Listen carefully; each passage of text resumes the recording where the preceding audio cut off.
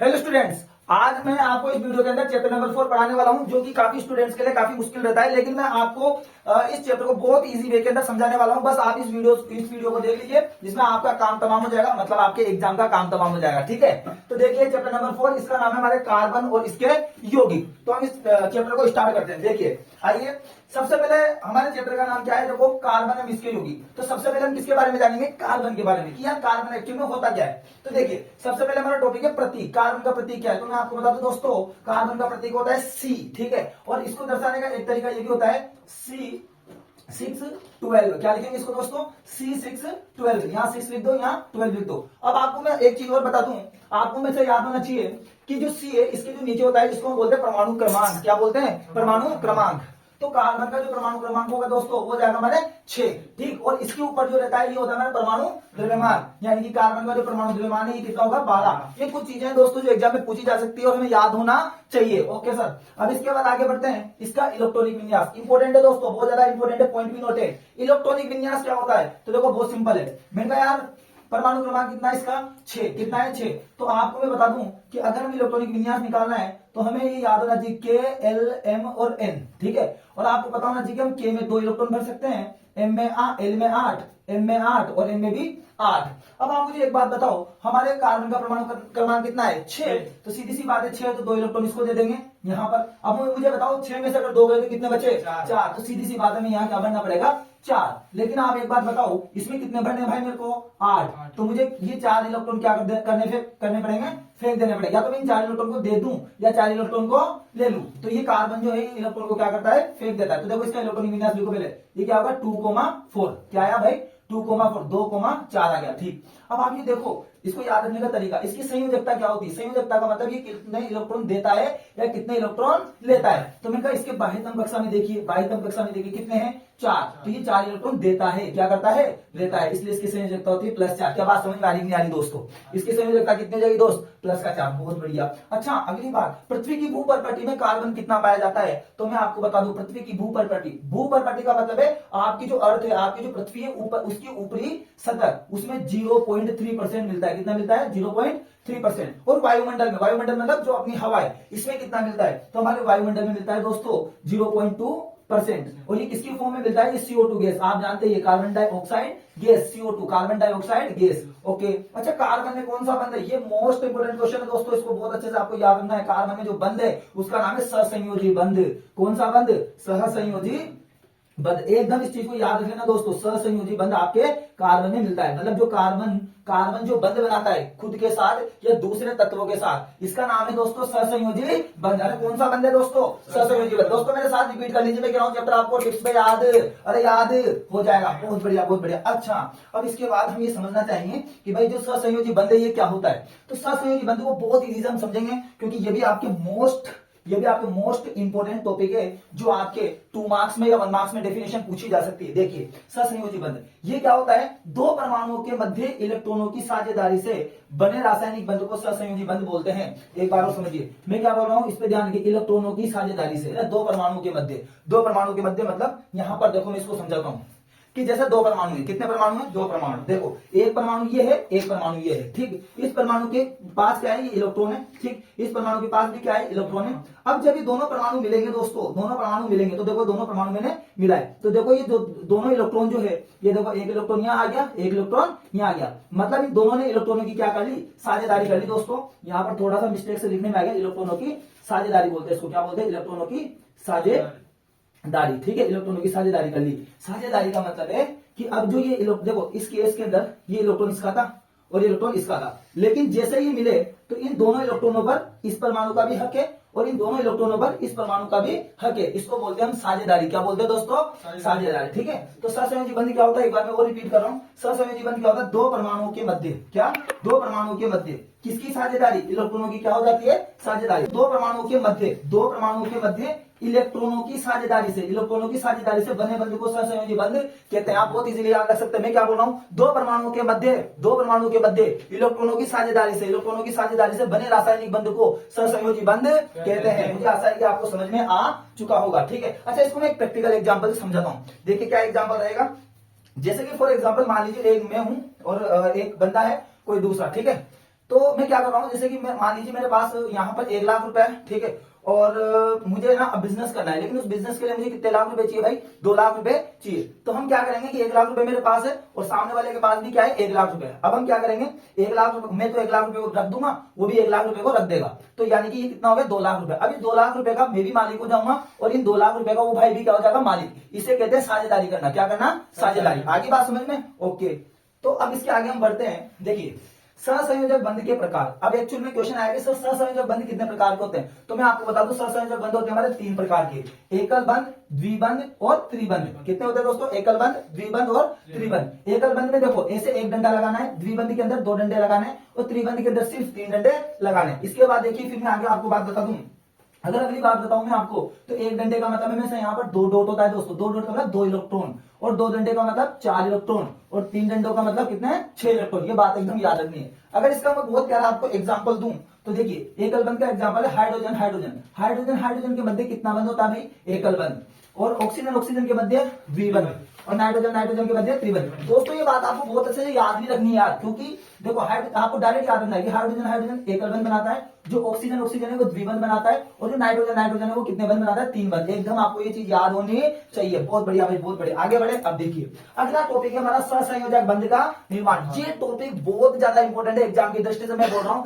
Forever है ये, forever का मतलब ये हमेशा एग्जाम में पूछा ही जाता है, इसलिए मैंने यहाँ पे लिख दिया 100%। मतलब आपका जो पेपर है उस पेपर में ये चीज छप चुकी है, मैं गारंटी दे रहा हूँ यहाँ पर। देखिए सहसंयोजक बंध का क्या है दोस्तों, निर्माण। अच्छा सर क्वेश्चन कैसे पूछा जाएगा, तो भैया जो क्वेश्चन है आपसे पूछा जाएगा कि इलेक्ट्रॉन बिंदु संरचना बनाइए। मैं क्या बोल रहा हूँ, ऐसे क्वेश्चन देगा, जैसे CH4 दे दिया तो बोलेगा CH4 की इलेक्ट्रॉन बिंदु संरचना बनाइए। ये आपके एग्जाम में इस नाम से टॉपिक पूछा जाएगा। बहुत बढ़िया। अच्छा सर आगे कैसे, तो मैंने कहा देखो हम क्या कर रहे हैं, हम सिर्फ 5, मैं आपको यहाँ पर सिर्फ 5 लेंगे अपन। इन 5 तत्वों के हम यहाँ पर इलेक्ट्रॉन बिंदु संरचना बनाने वाले हैं, और इन्हीं में से एक आपके एग्जाम में आ जाएगी। देखो होने में तो बहुत सारे, लेकिन मैंने मोस्ट वांटेड इंपोर्टेंट यहाँ पर लिख दे, और इसी को आपको पढ़ के जाना है, क्योंकि मैंने देख लो यहाँ पर लिख रखा अंतिम प्रहार। मतलब आपके एग्जाम के लिए ये वीडियो बहुत ज्यादा सफिशिएंट है। आप इसको देख लीजिए, देखने के बाद आपको मैं बोल रहा हूँ किसी भी अदर वीडियो की जरूरत नहीं पड़ने वाली, कुछ भी चीज अलग से पढ़ने की जरूरत बिल्कुल भी नहीं है, बोल दिया। ओके चलिए आगे बढ़ते हैं। इलेक्ट्रॉन बिंदु संरचना। तो देखिए पहला टॉपिक में यहाँ पे डाल रहा हूँ मेथेन। देखो पहला है CH4, आपको याद होना चाहिए CH4 को हम क्या बोलते हैं, मेथेन। मेथेन ये क्या होती है, प्राकृतिक गैस होती है दोस्तों। क्या होती है दोस्तों, प्राकृतिक गैस। तो देखो इसकी इलेक्ट्रॉन बिंदु संरचना कैसे बना रहे हैं, मैं कह रहा हूँ बच्चा बना लेगा। क्या बोल रहा हूँ भाई, बच्चा बना लेगा। देखिए कैसे, सुन ध्यान से। ये देख तू याद से देख, यहाँ कार्बन कितना है दोस्त, कार्बन कितना है 1, और H कितने, हाइड्रोजन कितने 4। तो देख भाई अगर कार्बन 1 है, तो भैया कार्बन राजा है। कार्बन राजा बीच में रहता है कि नहीं रहता, अरे तो बस कार्बन को यहाँ बीच में रख दो। कहाँ रख दो, बीच में। अब यार एक बात, जो राजा होता है उसके चारों लोग रहते हैं कि नहीं रहते। अब तो हाइड्रोजन कितने हैं भैया, 4, तो इसके चारों लगा दे, 1 2 3 और 4। ये कौन लग जाएंगे, हाइड्रोजन और हाइड्रोजन। बहुत बढ़िया। अब कुछ भी नहीं करना, मैंने कहा ये जो देखो यहाँ पर, देखो यहाँ C बीच में है, यहाँ देखिए एक गोला बनाइए, और 1 2 3 चारों नहीं बचे, इसके चारों कितने गोले बना दिए भैया, 4। तो बीच में कौन है, बोलो राजा, बोलेगा C। ठीक, अब चारों और कौन है भाई, H। तो यहाँ भी देखो H और H। अब देखो यार, अब देखो ये कितना डंडा है भाई, 1 डंडा है। तो आपको बताया 1 डंडे का मतलब कितने इलेक्ट्रॉन है बाबा, अरे कितने इलेक्ट्रॉन है, 2 इलेक्ट्रॉन। तो देख भाई यहाँ भी लगा दे 2 इलेक्ट्रॉन, यहाँ भी लगा दे 2 इलेक्ट्रॉन, यहाँ भी लगा दे 2 इलेक्ट्रॉन, यहाँ भी लगा दे 2 इलेक्ट्रॉन। तेरा 1 नंबर एकदम पक्का भाई। सिंपल है कि नहीं है, अरे समझ में आ रहा है कि नहीं आ रहा है, एकदम समझ, कोई दिक्कत नहीं, टेंशन नहीं लेना। अभी देखो हम C2H6 का भी सीखेंगे, और अगले 4 और सीखेंगे, बार रिपीट होगा, कोई दिक्कत नहीं है। आप स्क्रीनशॉट ले सकते हैं दोस्तों। अब हम यहाँ पर एथेन की इलेक्ट्रॉन बिंदु संरचना बनाने वाले हैं, यानी कि एथेन का सूत्र होता है हमारे C2H6। ठीक है, C2H6। अब इसकी कैसे बनाए, मैंने कहा बहुत सिंपल है। देखो सबसे पहले मुझे ये बताओ कार्बन कितने हैं, यहाँ पर C कितने हैं, आप कहेंगे 2, तो यहाँ पर 2 कार्बन बना दीजिए, 1 और 2। ठीक है, और कार्बन के बीच में सिंगल बॉन्ड। ओके, एक डंडा लगा दीजिए, सिंगल बॉन्ड रहता है। ओके, एक कलबंद होता है। अब इनका हाइड्रोजन कितने हैं, तो सर हाइड्रोजन कितने हैं, 6। ठीक है, अब आपको मैं एक चीज बता दूं, जो आपका कार्बन है ना भाई, कार्बन वो 4 बंध बनाता है। कितने बंध बनाता है, 4। अगर कार्बन 4 बंध बनाता है, तो सीधी सी बात है भाई, कार्बन 1 बंध तो इधर बना चुका है, 1 2 और 3। ये लीजिए 3 और 1 4 हो गए, यहाँ लिख दीजिए H और H। अब आपको बताइए कार्बन में कितने बंध बनाएगा, 4। 1 तो इधर बना लिया, अब 3 इधर बना दीजिए, 1 2 और 3, ये 4 हो गए। तो हाइड्रोजन। अब आप देख सकते हैं 1 2 3 4 5 6 हो गया, नहीं हो गया, बस। अब क्या करना है आपको, 2 गोले ऐसे बना के, और बीच में क्या है यहाँ पर कार्बन, तो यानी कि C और C यहाँ लिख दीजिए। ठीक है, उसके बाद आपको क्या करना है, इसके चारों ओर H, तो यानी कि यहाँ H H और ये H लिख दीजिए। अब इसके बाद क्या करें सर, मैंने कहा देखो इसके बाद बहुत सिंपल काम करना है। मैंने कहा देखो कार्बन कार्बन के बीच में एक अलबंध है, एक डंडा है, तो यानी कि यहाँ पर 2 इलेक्ट्रॉन लिख दीजिए। आप देखेंगे सब जगह क्या है, एक डंडे हैं, तो यानी कि यहाँ पर 2 इलेक्ट्रॉन अपन यहाँ पर आराम से लिख देंगे। यहाँ भी 2 इलेक्ट्रॉन, यहाँ भी 2 इलेक्ट्रॉन, यहाँ भी 2 इलेक्ट्रॉन और यहाँ भी 2 इलेक्ट्रॉन। तो आप देख सकते हैं कि बहुत इजी वे के अंदर बहुत आसानी से हमने एथेन का इलेक्ट्रॉन बिंदु संरचना बना ली। ठीक है, ऐसे ही हम आगे बढ़े तो सर एथीन की क्या होगी, ये भी बहुत बार एग्जाम में पूछा गया है। एथीन, एथीन का सूत्र होता है दोस्तों C2H4। अच्छा, अब इसका कैसे बना, मैंने कहा बहुत सिंपल है, ध्यान से देख। मैंने कहा कार्बन कितने सर, 2, तो मैंने कहा 1 और 2, ये तो यहाँ पर कार्बन लिख दे 1 और 2, 2 C बना दे।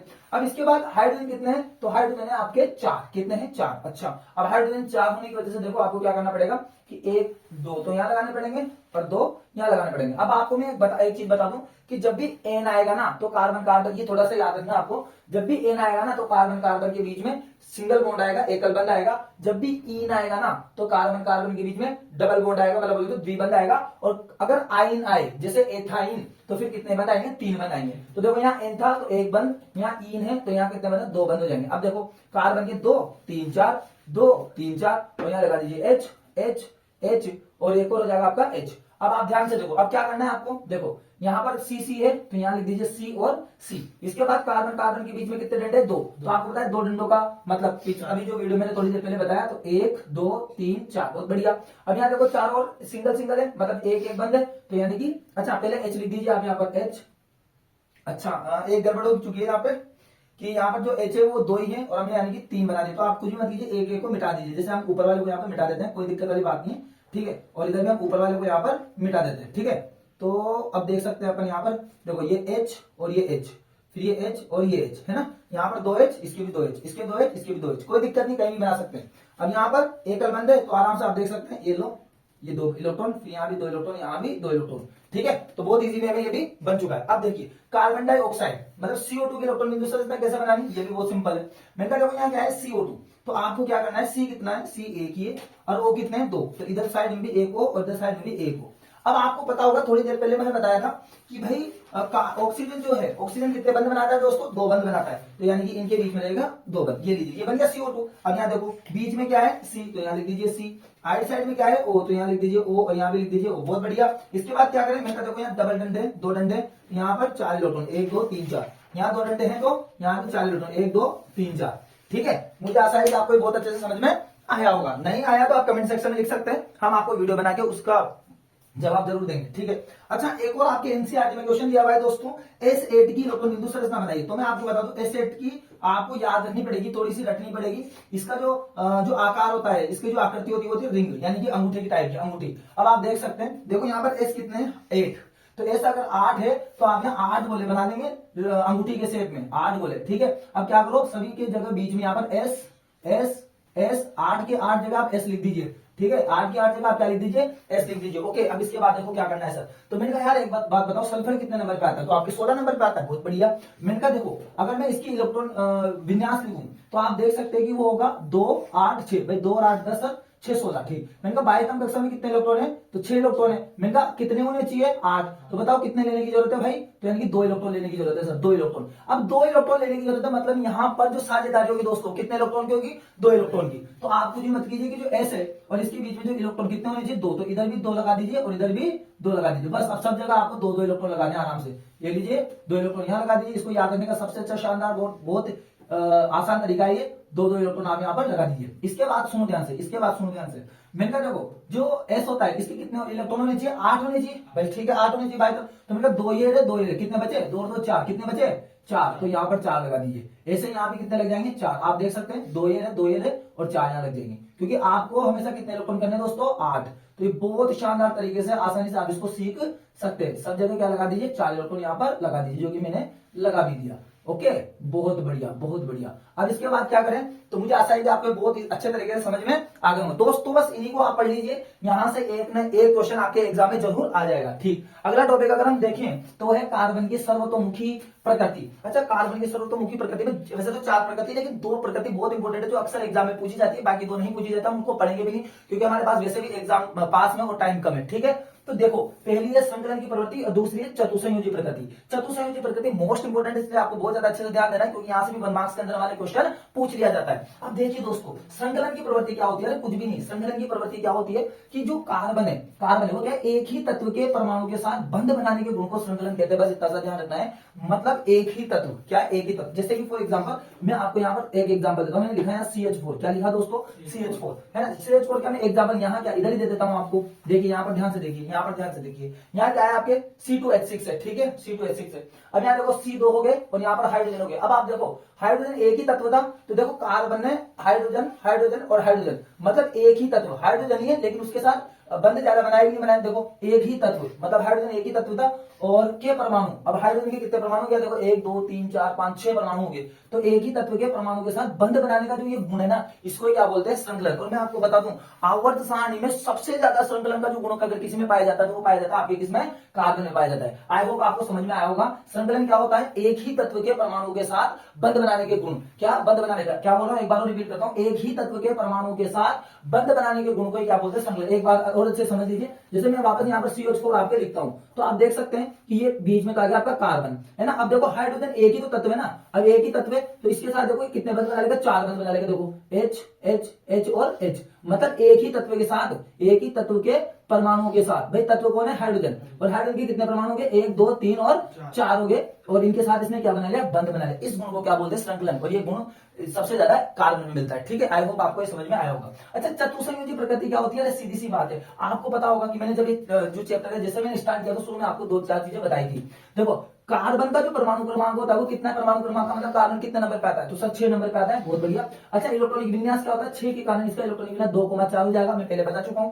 आप देखेंगे कि बाह्यतम कक्षा में कितने इलेक्ट्रॉन है? भाई 4 इलेक्ट्रॉन है, तो इन 4 को 8 बनाने के लिए कितनी की जरूरत है? 4 की। तो ये क्या करता है, या तो 4 ले लेगा या 4 त्याग देगा, पर ये 4 को त्यागता है, फिर 0 बन जाता है। तो इसलिए इसकी जो संयोजकता होती है वो कितनी होती है? +4। बस +4 संयोजकता होने के कारण, +4 संयोजकता होने के कारण कार्बन अपने यौगिकों में 4 सहसंयोजक बंध बनाता है। क्या बनाता है? 4 सहसंयोजक बंध बनाता है। सॉरी, यहाँ पर थोड़ा गलत लिखने में आ गया, 4 सहसंयोजक बंध बनाता है। इसे हम क्या बोलते हैं? चतुसंयोजी प्रकृति। देखो नाम में क्लियर, चतुसंयोजी मतलब 4 संयोजकता। 4 संयोजकता मतलब बाह्यतम कक्षा में 4 इलेक्ट्रॉन। 4 इलेक्ट्रॉन का मतलब कितने बंध बनाएगा? 4 बंध बनाएगा। और आपको पता है कि कार्बन कौन से बंध बनाता है? सहसंयोजी बंध बनाता है, ठीक है। आप इसका स्क्रीनशॉट ले सकते हैं। अगर आपको कोई भी डाउट हो तो कमेंट सेक्शन में जरूर लिखिए।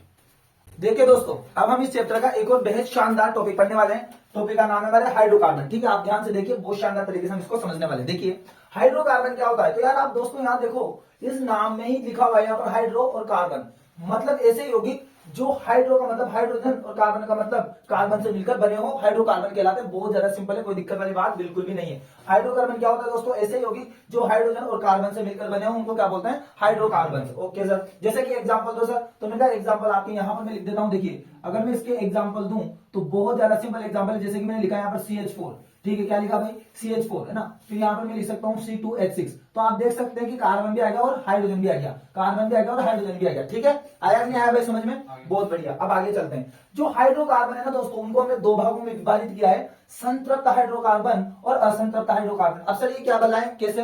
मैंने देखो, संतृप्त हाइड्रोकार्बन यानी कि जिनको मैं एल्कीन के नाम से जानेंगे, और असंतृप्त हाइड्रोकार्बन को फिर से हमने 2 भागों में विभाजित किया, एल्कीन और एल्काइन, ठीक है। संतृप्त, अच्छा एक मिनट, सॉरी यहाँ पर कुछ मिस्टेक हो चुकी है। संतृप्त हाइड्रोकार्बन का मतलब है हमारे एल्केन। क्या है दोस्तों? एल्केन, ठीक है। तो ये थोड़ा ध्यान रखना है, एल्केन। और असंतृप्त हाइड्रोकार्बन को फिर हमने 2 भागों में विभाजित किया, एल्कीन और एल्काइन, ठीक है सर। अब ये क्या बताया मैंने? देखो एल्केन का मतलब क्या है? एल्केन का मतलब जिनमें बंध जो है वो एकल बंध होता है। कौन सा बंध होता है दोस्तों? एकल बंध, मतलब ओनली एक डंडा। और अगर एल्कीन की बात करूं तो एल्कीन में जो बंध होते हैं आपके, एल्कीन में जो बंध होते हैं वो होते हैं डबल बॉन्ड, यानी कि द्विबंध, यानी कि 2 डंडे, ठीक है। और एल्काइन की बात करें तो इनमें होते हैं आपके त्रिबंध, ठीक है। इसका मतलब यानी कि जो एकल बंध वाले जो होते हैं उनको हम संतृप्त हाइड्रोकार्बन बोलते हैं, और द्वि और त्रिबंध वाले जो होते हैं उनको हम क्या बोलते हैं? असंतृप्त हाइड्रोकार्बन बोलते हैं, ठीक है। अच्छा, अब अगर मैं एल्केन की बात करूं तो एल्केन का सूत्र होता है हमारा CnH2n+2, यह हमें ध्यान रखना है। और एल्कीन का सूत्र होता है हमारा CnH2n, ठीक है, ओनली। फिर यहां पर एल्काइन का सूत्र होगा हमारा CnH H2n-2। ठीक है, बहुत आराम से हम याद रख सकते हैं इनको। देखो एल्केन का मतलब क्या है, जिनमें एकल बंध हो, एल्कीन का मतलब जिनमें द्विबंध हो, एल्काइन का मतलब जिनमें त्रिबंध हो। ठीक, सूत्र क्या होगा, CnH2n+2। ठीक है, CnH2n+2, और इसमें से आप +2 हटाएंगे तो CnH2n इसका हो जाएगा एल्कीन का, और इसमें अगर -2 कर देंगे CnH2n-2 तो ये किसका हो जाएगा, एल्काइन का। ठीक है, देखो ऐसे ऐसे भी याद रख सकते हो आप। देखो सी का मतलब, देखो यहाँ इसको ऐसे थोड़ा याद है, कह दो ना। देखो यहाँ पर सी का मतलब कह, एच का मतलब है, तो देखो गाना बना सकते हैं अपन, वो दोस्त ना, कह दो ना +2, कह दो ना, कह दो ना -2। अरे याद हो गया कि नहीं हो गया, ऐसे बहुत इजीली याद रख सकते हैं अपन, तो कोई दिक्कत वाली बात बिल्कुल भी नहीं है। ठीक है, एक बार और हम साथ में रिपीट करते हैं। देखो स्टाइल 1 2 3, कह दो ना +2, कह दो ना, कह दो ना -2। अरे माहौल जमा की नहीं जमाया, जम गया ना, थोड़ा से याद कर लेंगे। अब देखो, अब इनकी संरचनाएं बनाते हैं। कैसे सर, देखो एक चीज हमेशा ध्यान रखो, कार्बन की संख्या थोड़ी हमें याद रखनी पड़ेगी। कैसे, मैंने कहा देखो, अगर एक कार्बन हो तो इसको हम बोलते हैं मेथ। क्या बोलते हैं दोस्तों, मेथ। अगर 2 कार्बन हो तो इसको क्या बोलेंगे, एथ। और अगर 3 कार्बन हो तो इसको बोलेंगे अपन प्रोप। 4 कार्बन हो तो हम इनको बोलेंगे ब्यूट, और 5 कार्बन हो तो दोस्तों बोलेंगे पेंट। 6 कार्बन हो तो बोलेंगे बेटा हेक्स। क्या बोलेंगे दोस्तों, हेक्स। और अगर 7 कार्बन हो तो इसको बोलेंगे अपन सेप्ट। क्या बोलेंगे, सेप्ट। 8 हो तो क्या बोलेंगे दोस्तों, ऑक्ट। ठीक है, और 9 हो तो क्या बोलेंगे दोस्तों, नॉन। क्या बोलेंगे, नॉन। और 10 हो तो दोस्तों क्या बोलेंगे, डेक। क्या बोलेंगे दोस्तों, डेक। डाकर मत बोल देना दोस्तों, डेक बोलना अपन को। देखो एक बार रिपीट करता हूं, अगर कार्बन हो तो meth, eth, prop, but, pent, hex, sept, oct, non और डेक। इजीली याद रख सकते हैं, नहीं रख सकते, और करना भी पड़ेगा। देखो ये याद होना बहुत ज्यादा जरूरी है, मैंने लिख भी दिया आपके। अच्छा अब कैसे, तो मैंने कहा देखो, अगर मैं यहाँ n=1 लूं, n=1 का मतलब है यानी कितने कार्बन लेने मेरे को, 1 कार्बन। ठीक है, तो मैंने यहाँ पर ले लिया 1 कार्बन। ठीक, अब n=1। अब आप इसमें क्या कीजिए, इसमें क्या कीजिए, सुनिए ध्यान से। हमने 1 कार्बन, अच्छा मैं यहाँ पर इसको थोड़ा नीचे बनाता हूँ, देखिए ध्यान से ना। यहाँ पर हमने n=1 का ना, सबसे पहले n=1, इस सूत्र में रखो n=1। देखो यहाँ पर तो C, अब यहाँ n=1 रखोगे तो 1, फिर देखो ये H, अब यहाँ n=1 रखो तो ये क्या हो जाएगा, 2 × 1 कितना हुआ, 2, और +2 कितना हुआ, 4। तो यानी कि यहाँ क्या हो जाएगा, 4। तो ये हो जाएगा C1H4। तो आप लेकिन 1 अच्छा नहीं लगता, 1 नहीं लगा, तो ये हो जाएगा CH4। क्या हो जाएगा, CH4। अब सर इसका नाम कैसे देना है, मैंने कहा बहुत सिंपल है। देखो मैंने कहा n=1 को क्या बोलते हैं अपन, जब 1 हो तो C1 यानी कि मेथ। तो यहाँ पर हम लिख देंगे मेथ। क्या लिख देंगे भाई, मेथ। अच्छा प्लस, देखो मेथ प्लस। अब देखो ध्यान रखो, यहाँ पर आप देखो इसके पीछे, इसमें देखो आप आराम से देख सकते हैं एल्केन। क्या लग रहा है इसमें, N। तो अपन क्या करेंगे, इसमें N लगाएंगे। क्या लगाएंगे, N। ठीक है, अब अगर आप इनको जोड़ें तो ये जाएगा मेथ प्लस N, ये हो जाएगा आपका मेथेन। क्या हो जाएगा दोस्तों, मेथेन। ठीक है, आराम से बना सकते हैं, कोई दिक्कत नहीं है। अब देखो सूत्र हो गया CH4। अब इसको कैसे बनाए, मैंने कहा देखो बहुत सिंपल है। कैसे बनाना, C एक ही है तो एक बीच में लिख दीजिए। H कितने हैं, 4, तो इसके 4 और 4 H लगा दीजिए। 1 2 3 और 4। ये बहुत इजी से बना कि नहीं बना। ठीक है, एक और ट्राई करते हैं। देखिए यहाँ n= कितना हो गया, 2, तो सूत्र में लिखिए n=2। तो यहाँ देखिए C2। ठीक है, C2। अच्छा इसके बाद क्या करना है, मैंने कहा यहाँ C2 लिख दिया। अब देखो यहाँ H, तो यहाँ H 2, अब यहाँ 2 रखो इनकी जगह, तो 2 2 4, 4 और 2 कितना होगा दोस्तों, 6। ये लीजिए, अब नाम दो सर। तो मैंने कहा n=2 का मतलब कितना होगा दोस्तों, C2, मतलब बोले तो 8। तो यहाँ लिख देंगे अपन 8। क्या लिखेंगे दोस्तों, 8 प्लस प्लस, मैंने कहा क्या लगाएंगे इसके पीछे बताओ, N। तो ये हो जाएगा N। अब 8 प्लस N क्या होगा भाई, एथेन। क्या होगा, एथेन। बहुत बढ़िया। अब इसकी संरचना भी बना दो सर, मैंने कहा बहुत इजी, आराम से बना सकते हैं। देखो C कितने हैं, 2, तो यहाँ पर 2C आप ऐसे करके लगा दीजिए। अब मैंने कहा यहाँ पर 2C आप आराम से लगा सकते हैं। ठीक है, ये 2C हमने बना दिया। अब देखो H कितने हैं, 6 हैं सर। तो 6 है ना, मैंने कहा कार्बन कितने बंद बनाता है भाई, 4। तो मैंने कहा देखो एक बंद तो ये बन रहा है इसका, और यहाँ पर 3 बंद और इधर बना दीजिए आप। ठीक है, ये 3 बंद हो गए, 4। अब इसके बाद मैंने कहा देखो ये कार्बन का एक बंद है, अब 3 और बनेंगे, तो 1 2 और 3। तो इस हिसाब से 1 2 3 और 4, बस बहुत बढ़िया। अब यहाँ H लगा दीजिए, H H H H और H। तो देख सकते हैं आप C2 हो गए 1 और 2, H6 1 2 3 4 5 और 6। ठीक, बहुत बढ़िया। आगे बढ़े, n=3। अब n=3 का मतलब क्या है, मैंने कहा रखो यहाँ पर n=3, तो ये क्या हो जाएगा C3। तो ये बन जाएगा आपका C3। फिर यहाँ क्या है, H, तो H। अब ध्यान से देखो यहाँ 3 रखो, 3, तो 2 3 कितना होगा, 6, 6 और 2 8, तो ये जाएगा H8। तो ये बन गया आपका C3H8। नाम दो सर। तो मैंने कहा देखो n=3 का मतलब यहाँ कितना है, प्रोप। कितना है दोस्तों, प्रोप। तो आप यहाँ लिखेंगे प्रोप। क्या लिखेंगे भाई, प्रोप। अब प्रोप लिखने के बाद प्लस, पीछे क्या लगेगा इसके बताओ, N। तो ये जाएगा N। तो ये जाएगा आपका प्रो प्लस N, क्या बनेगा बोलो एक बार, प्रोपेन। क्या बनेगा भाई, प्रोपेन। ये लीजिए आपका प्रोपेन बन गया। अच्छा अब इसकी संरचना कैसे बनाएंगे, मतलब बहुत सिंपल है। मैंने कहा C कितने हैं, 3, 1 2 और 3। अब इनके बीच में क्यों कितना बंद बनेगा एक, क्योंकि अपन यहाँ पर एल्केन पढ़ रहे तो बंद एक ही रहेगा। कितना रहेगा आपका एक, ठीक है। अच्छा अब मैंने कहा देखो H कितने हैं 8, कुछ भी मत कीजिए, जितने भी जगह बच रहे सब जगह लगा दीजिए आराम से, इसमें कोई दिक्कत वाली बात नहीं है, आराम से 8 ही बनेंगे। देखो 1 2 3 4 5 6 7 और ये हो जाएगा आपका 8, ठीक है भाई आराम से। अरे समझ में आया नहीं आया, ठीक है। अब इसके बाद हम आते हैं एल्कीन पर। किस पे आते हैं दोस्तों, एल्कीन। एल्कीन क्या होता है, जिसमें बंध कितने होते हैं, 2 होते हैं। सूत्र कितना था, कह दो ना, क्या होता है, कह दो ना। अब देखो यार सुनो ध्यान से, मैंने कहा देखो n बराबर, अच्छा इसमें n बराबर 1 का नहीं बनेगा, इस चीज को ध्यान रखना, n बराबर 1 का नहीं बनता है, किसका बनेगा, n बराबर 2 का। तो देखो यहाँ पर मैं डायरेक्ट रखता हूँ जैसे c, और n बराबर क्या रखेंगे दोस्तों 2, h, अब यहाँ देखो 2 रखो तो 2 2 4, तो ये बनेगा H4, ठीक है भाई। अच्छा नाम दोस्तों, नाम क्या बनेगा, मैंने कहा n बराबर 2 का मतलब क्या है बता, तो यानी कि 8, तो ये हो जाएगा आपका 8। अच्छा प्लस इसमें देखो पीछे क्या लग रहा है, इन, एल्कीन, तो इसको बोलेंगे अपन इन, तो यानी कि इसका जो पीछे लगेगा वो क्या लगेगा, इन। अब आप इसको जब जोड़ेंगे तो 8 प्लस इन क्या हो जाएगा दोस्तों, एथीन, तो ये हो जाएगा आपका एथीन, क्या हो जाएगा, एथीन। बहुत बढ़िया दोस्तों, बहुत बढ़िया।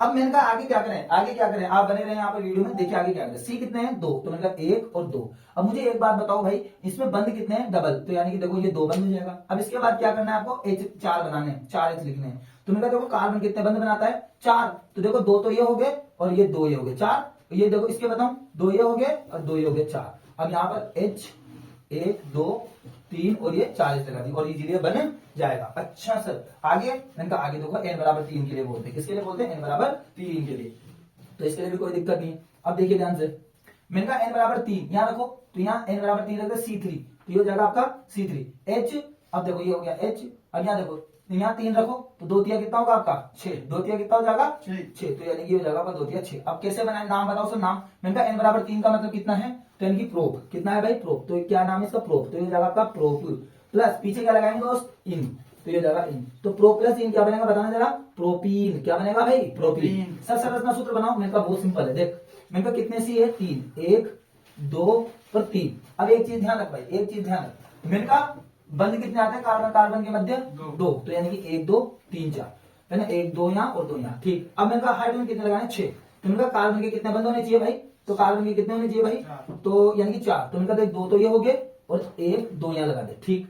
इस कार्बन के 2 और 2 कितने हो गए 4, कुछ भी नहीं लगेगा। इस कार्बन के कितने यहाँ पर आप ध्यान से देखो। अच्छा हमें कार्बन कार्बन के मध्य 2 बंद लिखने हैं, तो हम कहीं भी एक जगह लिखेंगे, जैसे एक जगह तो हम एक ही बंद लगाएंगे, ठीक है। तो मैंने इधर की तरफ द्विबंध कर दिया और इधर एक बंद कर दिया, ठीक। अब इसके देखो कार्बन के 2 और 1 3, तो 1 लग जाएगा आराम से, हो गया 4। अब इस कार्बन के कितना बंद है 1, तो मैंने कहा 1 2 और 3 यहाँ लगा दो, ठीक। अब H लगाओ यहाँ 1 ये 2 3 4 5 और 6, ले लीजिए आप देख सकते हैं HB कितने हो गए 6, बहुत बढ़िया। अच्छा एक और बना लेते हैं, एक और बना लेते हैं और अच्छे समझ में आ जाएगा। देखिए टेंशन मत लीजिए आप, तनाव वाली बात बिल्कुल भी नहीं। मैंने कहा n बराबर 4, यार n बराबर 4, मैंने कहा सूत्र बेटा n बराबर 4, तो हो जाएगा C4, फिर H मैंने कहा 2 × 4 कितना होगा, 2 × 4 यार 8 होगा। अरे कितना होगा यार भाई 8 होगा, बहुत बढ़िया। अब इसको नाम बताओ सर, नाम बताओ। मैंने कहा नाम देख, तू नाम आराम से देख।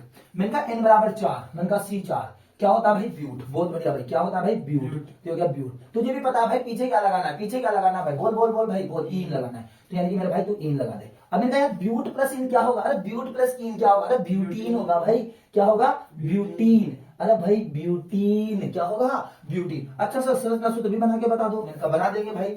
मैंने कहा कार्बन कितने हैं भाई, कार्बन कितने हैं 4, तो मैंने कहा भाई 4 कार्बन लिखते 1 2 3 4, ठीक है सर। अब मैंने कहा अब क्या करें सर, अरे यार मैंने कहा देख एल्कीन में बंद कितने होते हैं, द्विबंध। मैंने कहा यहाँ कहीं भी एक जगह द्विबंध कर दे, मैंने यहाँ लगा दिया, ठीक है। बाकी जगह मैंने कहा सिंगल 1 2, ठीक है। अच्छा इसके बाद मैंने कहा हाइड्रोजन, अब देख मैंने कहा कार्बन के 4 बंद कर दे, कैसे, मैंने कहा इस कार्बन के कितने बंद है 2, तो मैंने कहा 1 ऊपर और नीचे हो गए 4 हो गए। मैंने कहा इस कार्बन के कितने 2 और 1 3, मैंने कहा 1 इधर लगा दे, हो गया 4। मैंने कहा इस कार्बन के तो 1 2, मैंने कहा ऊपर लग जाएंगे तो 4 हो गए। इसके मैंने कहा 1 और आए, तो यानी कि 3 इधर लगा दे, यस और नो, क्योंकि कार्बन के कितने बंद करने होते हैं मेरा भाई, तेरे को 8 बंद, सॉरी 4 बंद करने, कार्बन के कितने करने 4 बंद। अब देखो अब हाइड्रोजन लगाओ 1 2 3 4 5 6 7 और 8, तो देख सकता है 8 हाइड्रोजन यहाँ पर हो गया, ठीक है। अब आगे बढ़ते हैं भाई, आगे बढ़ते हैं भाई। अब आते हैं हम एल्काइन पर। सर एल्काइन का क्या है, मैंने कहा भैया एल्काइन में जो बंद है वो कितने रहेंगे, त्रिबंध रहेगा। कितने बंद बनेंगे, त्रिबंध। कार्बन कार्बन के मध्य 3 बंद बनेंगे तो उसको हम बोलेंगे एल्काइन। असंतृप्त हाइड्रोकार्बन आता है, ठीक है सर। अच्छा सूत्र क्या होगा, CnH2n -2, CnH2n -2, ठीक।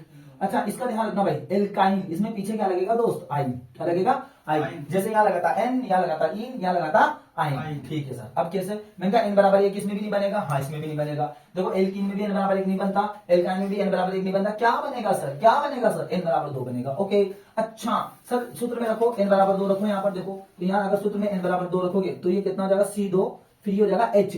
अब यहाँ देखो 2 2 2 कितना होगा भाई, 2 2 कितना होगा भाई, 4 4 में 2 गया तो 2, तो ये बनेगा C2H2। अच्छा नाम बताओ सर, नाम बताओ, मतलब टेंशन नहीं लेना। मैंने कहा n बराबर 2 का मतलब क्या है, C2 क्या नाम है भाई, 8, तो यहाँ लिख दे 8। अच्छा पीछे क्या लगेगा बाबा, पीछे क्या आइन लगेगा सर, तो ये 8 प्लस क्या हो जाएगा भाई, आइन हो जाएगा, 8 प्लस क्या हो जाएगा भाई, आइन हो जाएगा। तो मैंने कहा अगर दोनों को मिलाएगा तो इतनी संधि अपन को आती, 8 प्लस आइन क्या होगा भाई, एथाइन, क्या हो जाएगा भाई, एथाइन। बहुत बढ़िया भाई, बहुत अच्छा सर, इतना सूत्र तो बना दो सर, तो बना देंगे, चिंता क्यों कर रहा भाई, तनाव वाली बात तो बिल्कुल भी नहीं है। मैंने कहा सी कितने हैं भाई, तो ये बता दे सर, सी है 2, मैंने कहा लिख दे। तुझे पता है कार्बन कार्बन के बंधे कितने बंद होंगे एल्काइन में, 3 बंद, मैंने कहा ठोक दे भाई 3 बंद। तुझे ये भी पता है कि कार्बन कितने बंद बनाता है भाई, 4 बनाता है। मैंने कहा देख एक काका जी के 3 बंद तो इधर हो गए, एक इधर लगा दे, हो गए 4, इसके भी देख 3 इधर हो गए, एक इधर लगा दे, हो गए 4। अब मैंने कहा देख, मैंने कहा यहाँ भी लगा दे, H लिख दे, और यहाँ भी क्या लिख दे, H लिख दे, तो देख हो गया कि नहीं हो गया, 2H हो गया कि नहीं हो गया। अरे यस और नो यार, बहुत बढ़िया भाई, गजब गजब, माहौल है बाबा। अच्छा मैंने कहा आगे बढ़ते हैं, मैंने कहा n बराबर 3 है, कितना है, n बराबर, मैंने कहा n बराबर 3 रखो भाई सूत्र में, n बराबर 3 रखो भाई सूत्र में, कितना होगा, C3 हो जाएगा ना। अब यहाँ देखो H है, मैंने कहा यहाँ देखो 3, यहाँ n बराबर 3, तो 3 2 6, अरे 6 में से 2 जाएगा तो कितना बचेगा, 4 बचेगा यार, क्या बचेगा, 4 बचेगा। सर नाम बताओ, मैंने कहा देख भाई n बराबर 3 का मतलब है भाई प्रोब, क्या है भाई, प्रोब, तो ये हो जाएगा प्रोब, और प्लस पीछे क्या लगेगा भाई, पीछे क्या आइन लगेगा सर, क्या लगेगा सर, आइन, तो यहाँ लिख दो भाई आइन। और मैंने कहा अगर इनको जोड़ता है तो प्रो प्लस आइन क्या बनेगा, प्रोपाइन, क्या बनेगा, प्रोपाइन। अरे मैंने कहा जैसे बना आपका एथाइन, वैसे क्या बन जाएगा, प्रोपाइन। अच्छा सर सर ना सूत्र बनाओ, मैंने कहा बहुत सिंपल है, मैंने कहा बहुत सिंपल है। मैंने कहा सी कितने हैं, 3, 1 2 और 3। अब मैंने कहा एक बात बता, एल्काइन में कार्बन कार्बन के मध्य कितने बंद है, 3, कहीं भी 3 बंद बना दे, इधर बना दे कोई दिक्कत नहीं, इधर बना दे कोई दिक्कत नहीं। अब इधर 3 बंद बना दे तो इधर 1 लगा दे, ठीक है। अब H कैसे बनाएंगे, मैंने कहा तू कार्बन के बंद गिन, मैंने कहा यहाँ कार्बन के बंद कितना है, 1, तो कितने लगेंगे भाई, 1 2 और 3। मैंने कहा इस कार्बन के देख इधर 3 और इधर 1, कितने हुए 4, कुछ भी नहीं लगे, कुछ भी। अब मैंने कहा इस कार्बन के कितने हैं, 3, तो 1 लगा दे, इधर 4। अब देख हाइड्रोजन के ऊपर 1 2 3 और 4, तो देख सकता है हाइड्रोजन कितने होंगे भाई, 4। अरे सिंपल है कि नहीं, सिंपल है भाई, बहुत बढ़िया। चले आगे। अच्छा सर आगे करें अगर काम थोड़ा सा, तो यहाँ देखिए ध्यान से, हम इसको यहाँ पर थोड़ा सा इधर की तरफ जगह कम पड़ेगी, कोई दिक्कत नहीं, इसको ऐसे कर देते हैं। ओके अब n बराबर 4 के लिए अगर बात हो तो सूत्र में देखो n बराबर 4, आप देख सकते हैं n बराबर 4, यहाँ रखो n बराबर 4, तो मैंने कहा देखो C4 फिर H, देखो यहाँ 4 रखो, तो 4 2 8, 8 में से 2 तो कितने बचेंगे भाई, 6 बचेंगे, बहुत बढ़िया। अच्छा नाम बताओ सर, मैंने कहा देखिया n बराबर 4 का मतलब क्या होता है भाई, ब्यूट, क्या होता है भाई, ब्यूट, और प्लस ब्यूट प्लस क्या जोड़ना भाई पीछे, आइन, तो मैंने कहा यार ब्यूट प्लस आइन, जैसे देख एथाइन प्रोपाइन, तो क्या बन जाएगा भाई, अरे बोल ब्यूटाइन, क्या बन जाएगा भाई, ब्यूटाइन। ये लो खत्म गेम। अच्छा अच्छा अब इसके बाद मैंने कहा देख संरचना, सी कितने हैं 4, तो 1 2 3 और 4। अब एक जगह कहीं भी एक जगह कितने बंद लगा दे, 3, जैसे फॉर एग्जांपल मान ले यहाँ लगा दे, और यहाँ क्या हो जाएगा 1, कहीं भी लगा सकता है, चिंता वाली बात बिल्कुल भी नहीं, इधर लगा 3 इधर लगा 3 इधर, बस एक जगह लगाना है, ठीक है। अब मैंने कहा कार्बन की 4 बंद कर, मैंने कहा एक तो ये हो गया, तो यानी कि 1 2 और ये हो जाएगा 3, ठीक है सर। अच्छा फिर इसके मैंने कहा 3 और 1 4, कुछ भी नहीं होगा, इसका मैंने कहा 3 और 1 4, कुछ भी नहीं होगा, फिर मैंने कहा इसका 1, तो 1 2 और 3। अब यहाँ सब जगह क्या लगा दो भाई, तो सब जगह लगा दो आप हाइड्रोजन, H H H और इधर H H H। अब आप देख सकते हो 1 2 3 4 5 6, और ये देखो H भी कितने हो गए, 6। अरे भाई समझ में आया कि नहीं आया, ठीक है। अब आप इसका स्क्रीनशॉट ले सकते हैं आराम से, कोई दिक्कत नहीं है। तो देखिए दोस्तों, हमें अब यहाँ पर चक्रीय कार्बनिक यौगिक को भी थोड़ा समझना जरूरी है, यहाँ से भी 1 मार्क्स का मुझसे क्वेश्चन पूछ लिया जाता है। देखिए चक्रीय कार्बनिक यौगिक, इनको हमने 2 भागों में विभाजित किया है, संतृप्त कार्बनिक यौगिक और यानी कि असंतृप्त, जो कि हम पहले भी सब समझ चुके हैं। संतृप्त का मतलब यहाँ पर 1 बंद चलेगा, असंतृप्त का मतलब यहाँ 2 या 3 चलेगा, लेकिन यहाँ पर 2 बंद पे ही हम काम करेंगे हमारे सिलेबस के अनुसार। अब देखिए जैसे यहाँ पर नाम है आपके साइक्लोप्रोपेन, देखिए मैं क्या बोल रहा हूँ कि संतृप्त के अंदर यहाँ पर अब आप बात कर रहे हैं चक्रीय की, किसकी बात कर रहे हैं, चक्रीय। तो चक्रीय का मतलब है कि यहाँ पर साइक्लो लगेगा, साइक्लो का मतलब यहाँ पर साइकिल बनेगी, ठीक है। जैसे यहाँ पर है प्रोपेन, समझना कैसे प्रोपेन, तो आप कुछ भी मत कीजिए, प्रोपेन मतलब प्रोप, तो मैंने कहा प्रोप में कितने कार्बन होते हैं भाई, 3 कार्बन होते हैं, ठीक है। तो यानी कि यहाँ पर 3 कार्बन बनाने, लेकिन वो चक्र में बनाने, साइकिल में, मतलब कैसे, जैसे 1 2 और 3, ये साइकिल बनेगी, देखिए चक्र। तो यहाँ पर 1 2 और 3 ये बंद बना दीजिए, क्योंकि संतृप्त है तो 1 बंद बनेगा, ठीक है। अब इसके बाद हाइड्रोजन लगाना है अपन को। तो हाइड्रोजन कैसे लगाएंगे भाई, तो अगर आप ध्यान से देखें तो हाइड्रोजन लगाने का जो तरीका रहेगा हमारे भाई, कार्बन के कितने बंद है आप ये बताओ। 4 बंद बनाने, मैंने कहा इस कार्बन के देखो यहाँ पर 1 2, तो यानी कि 2 बंद हम यहाँ पर ऐसे करके लगा देंगे, ठीक है। तो कितने हो गए 4। फिर यहाँ देखिए कार्बन के कितने बंद 1 2, तो यानी कि 1 और 2, ये हो गए 4 बंद। फिर इस कार्बन के कितने 4, तो यहाँ देखिए 1 और 2। इस हिसाब से आप देख सकते हैं कि हाइड्रोजन कितने लगेंगे, 1 2 3 4 5 और 6। इसका मतलब इसका अगर सूत्र बनाओ आप तो सूत्र कैसे बनेगा, 1 2 3, 3 तो कार्बन मतलब C3 और हाइड्रोजन 1 2 3 4 5 6 और ये जाएगा H6, ठीक है भाई। अच्छा सर आगे, मैंने कहा आगे देखो यहाँ क्या लिख रहा है, साइक्लोपेंटेन। पेंटेन का मतलब पेंट। अब देखो यहाँ पर पेंट में कितने कार्बन होते हैं भाई, 5 कार्बन। अब जो 5 कार्बन है दोस्तों उनको कैसे बनाना है आपको, चक्र के फॉर्म में, है ना, मतलब साइकिल। तो देखो कैसे बनाएंगे 5 कार्बन की साइकिल, तो आप आराम से यहाँ से देख सकते हैं, जैसे कि एक कार्बन यहाँ बना दीजिए 1, फिर यहाँ पर हम बना देंगे 2, एक इधर बना दीजिए 3, ठीक है, और यहाँ पर एक हो जाएगा 4 और एक हो जाएगा आपका 5, क्लियर। अच्छा अब इसमें क्या करना है आपको, तो सबके बीच में एकल बंध से जोड़ दीजिए, 1 2 3, ये 4 और ये होगा 5, क्लियर, देख सकते हैं। तो ये देखो 5 कार्बन हो गए और पांचों के पांचों किसमें हो गए आपके चक्र में, ठीक है। अब इसमें हाइड्रोजन लगाए तो आप देख सकते हैं कि इस कार्बन के पास कितने बंद है, 2, तो यानी कि कार्बन के कितने नीचे 4, तो 1 2, तो यानी कि 2 अपने मन से लगा देंगे। फिर इसको देखिए 1 2, तो यानी कि ये 2 4, फिर इसके देखिए तो यानी कि 1 और 2, तो यानी कि ये ऐसे लगा दीजिए। इसके देखिए 1 2, तो यानी कि ये 2 लगा दीजिए। इसका देखिए 1 2, तो यानी कि फिर ये 2 लगा दीजिए, ठीक है। तो ऐसे करके 4 कर दिए। अब यहाँ हाइड्रोजन लगा दीजिए H, 1 2 3 4 5 6 7 8 9 और 10। तो आप देख सकते हैं कि सूत्र क्या बनेगा, 1 2 3 4 5, तो कार्बन तो है 5 और हाइड्रोजन कितने हुए, तो यानी कि हो गए 10, तो यानी कि H10, ठीक है। अरे बात समझ में आ रही नहीं आ रही। एक और देख लीजिए, साइक्लोहेक्सेन इज मोस्ट इंपोर्टेंट, ये आपको अच्छे से याद रखना भाई। साइक्लोहेक्सेन में क्या है, हेक्सेन का मतलब कितना है आपके भाई, हेक्सेन का मतलब हेक्स मतलब बोले तो 6 कार्बन। अब 6 कार्बन को आपको चक्र के रूप में लिखना है, तो कैसे लिख सकते हैं, इसका बहुत शानदार तरीका होता है, 1 2 3 4 5 और यहाँ पर लिख दीजिए 6। अब देखिए 1 2 3 4 5 और ये हो जाएंगे 6 बंद, ठीक है। अब इसके बाद कार्बन, तो मैंने कहा कार्बन के कितने बंद, 1 2, कितने 4, तो यहाँ भी 2 लगा दीजिए, फिर सेम यहाँ भी 2 लगा दीजिए, यहाँ भी 2 लगा दीजिए और इधर भी 2, इधर भी 2, और यहाँ पे जो कार्बन है इसको मैं थोड़ा सा ऊपर कर देता हूँ, जगह नहीं है, तो यहाँ पर भी कितने हो जाएंगे आपके 2, ये और ये। अब देखिए 1 2 3 4 5 6, ये 7 और ये 8, फिर इसके बाद 9 10 11 और 12। इस हिसाब से अगर मैं सूत्र बनाऊं तो देखो 1 2 3 4 5 6, कार्बन कितने हो गए 6 और H कितने हो गए, अगर आप गिनोगे तो ये हो जाएगा H12, ठीक है। तो इस हिसाब से हम ये चीजें बना सकते हैं। इसके बाद देखो देखिए, ये आपकी ये भी बहुत इंपॉर्टेंट है, असंतृप्त हाइड्रोकार्बन। इसमें आपसे बेंजीन का पूछा जाता है, बेंजीन, ये बहुत इंपॉर्टेंट है। अच्छा बेंजीन का सूत्र याद रखना एकदम, बेंजीन का सूत्र C6H12, कितना होता है भाई, C6H6, सॉरी C6 कितना होता है H6, तो यानी कि आपका जो बेंजीन का सूत्र होता है वो होता है C6H6। अच्छा सर इसकी संरचना क्या होगी, तो भैया संरचना आपको याद रखना है, मोस्ट इंपोर्टेंट है। इसकी जो संरचना होती है वो होती है आपके, देखो मैंने कहा कार्बन कितने हैं 6, कार्बन कितने हैं 6 और क्या कर रहा है आपका चक्रीय, तो यानी कि 6 कार्बन को चक्र के रूप में लिखो पहले तो 1 2 3 4 5 और ये हो जाएगा आपका 6। अब इनको देखो, अब यहाँ पर जो बंद बनाने हैं दोस्तों ये बहुत सावधानी के साथ बनाने, क्योंकि यहाँ पर असंतृप्त है। तो बेंजीन को बनाने का तरीका ये होता है कि एक बार एकल बंद फिर द्विबंध, है ना, जैसे कि एक एकल तो फिर द्विबंध, फिर यानी कि देखो एकल, फिर यानी कि द्विबंध, फिर एकल और ये हो जाएगा द्विबंध, ठीक है, ऐसे करना होता है। इस चीज को थोड़ा सा ध्यान रखेंगे। अगर आपने यहाँ द्विबंध लिखा तो फिर ये 2 द्विबंध एकल बंध, द्विबंध एकल बंध, द्विबंध एकल बंध, बस ऐसे याद रखना है। अब देखो इसके वो लगाते हैं अपन, तो आप देखो कार्बन के कितने बंध है, 2 और 1 3, यानी कि एक को लगा दीजिए ये 4, फिर यहाँ देखिए 2 और 1 3, एक को लगा दीजिए 4। ऐसे सब जगह अगर आप देखेंगे तो 1 H और सभी जगह आपकी कितना जाएगा 1 H, और इसको बोलते हैं अपन बेंजीन की संरचना, ठीक है। हाँ इसको शॉर्ट में आप ऐसे भी बना सकते हैं, बेंजीन की संरचना एक से भी सिंपल हो सकती है, ऐसे करके और ऐसे करके आप एक जीरो बीच में लगा दीजिए, ये भी आपकी बेंजीन की संरचना होती है, ठीक है। आई होप आपको ये समझ में आया होगा। हाँ तो दोस्तों हमें अगर आईयूपीएसी नामकरण सीखना है ना, तो ये भी बहुत, इस टॉपिक से भी बहुत शानदार क्वेश्चन आते हैं हमारे पास यहाँ पर। अगर हमें आईयूपीएसी को सीखना है तो उसके पहले हमें एक टॉपिक समझना होगा जिसका नाम है प्रकार्यात्मक समूह, और इस टेबल को हमें अच्छे से याद करना होगा, देखिए हम आसानी से इसको कर सकते हैं। अच्छा प्रकार्यात्मक समूह क्या होता है, तो देखो इसके लिए मैं एक एग्जांपल रखता हूँ यहाँ पर। जैसे मैं एक यौगिक लेता हूँ, है ना, कोई भी एक मैंने यौगिक मैंने लिया जैसे मेथेन, ठीक है, ये मैंने आपके यहाँ एक यौगिक ले लिया मेथेन।